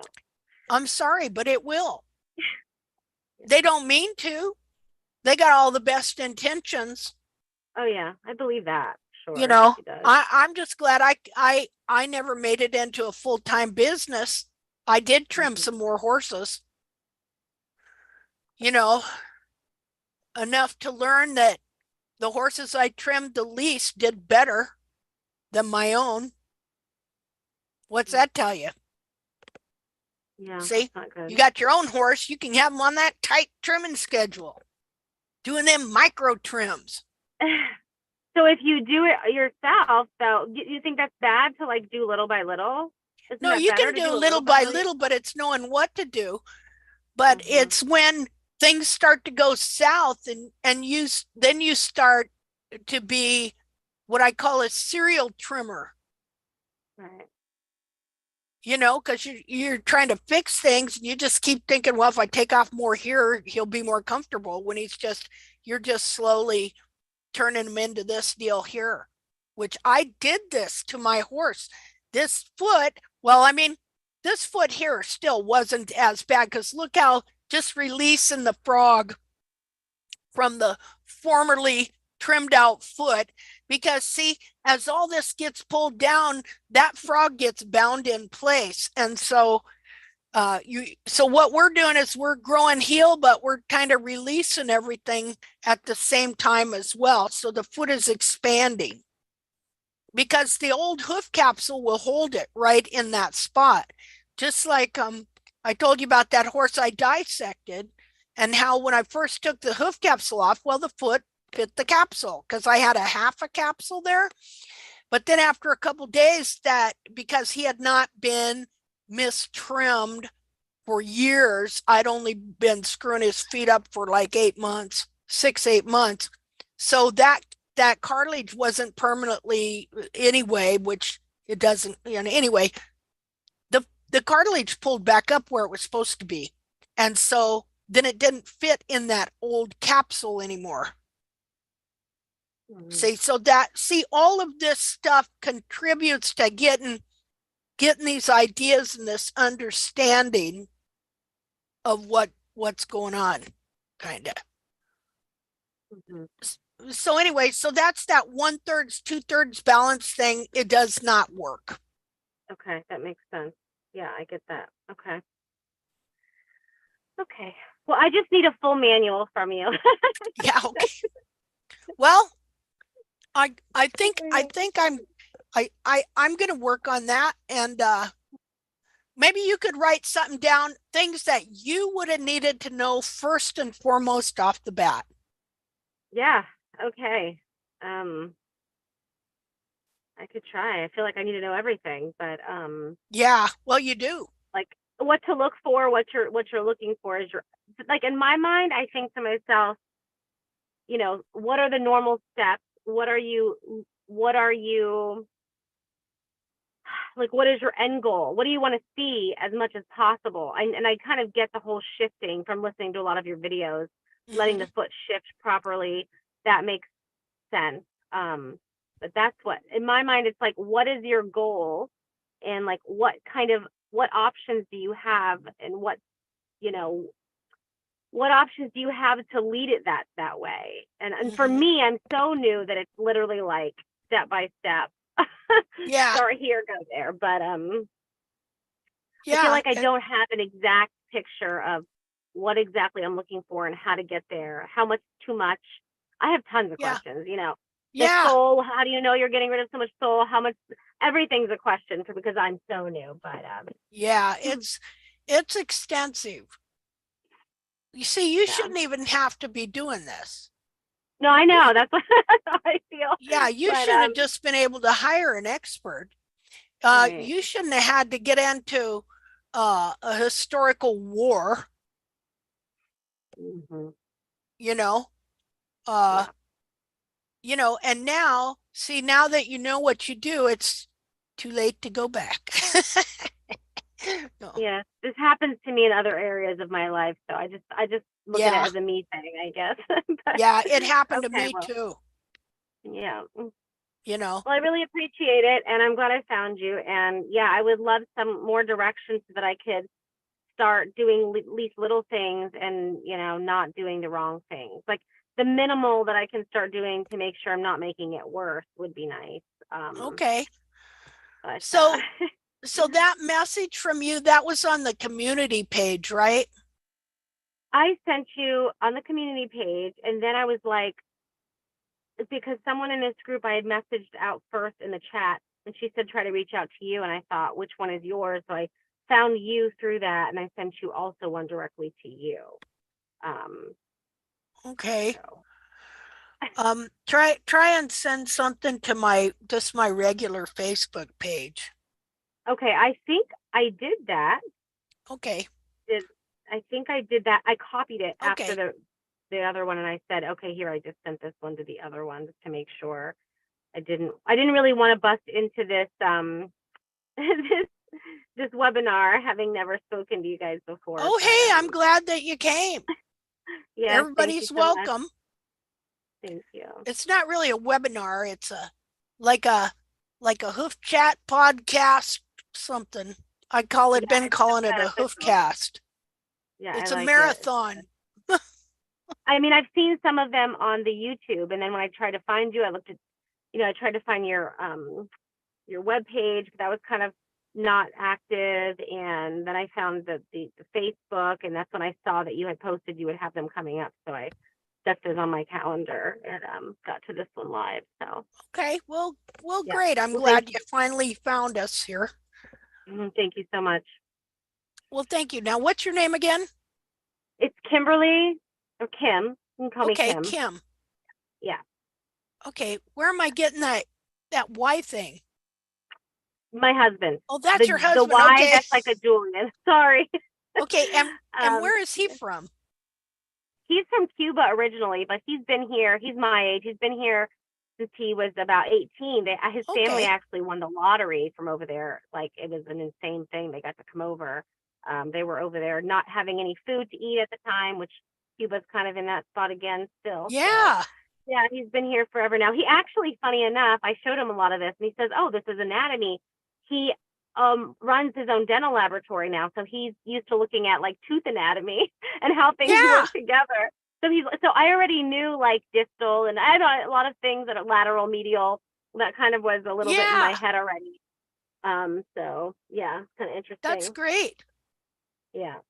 That's awesome. So. Okay, well, why don't you take pictures of your horse's feet and send to me?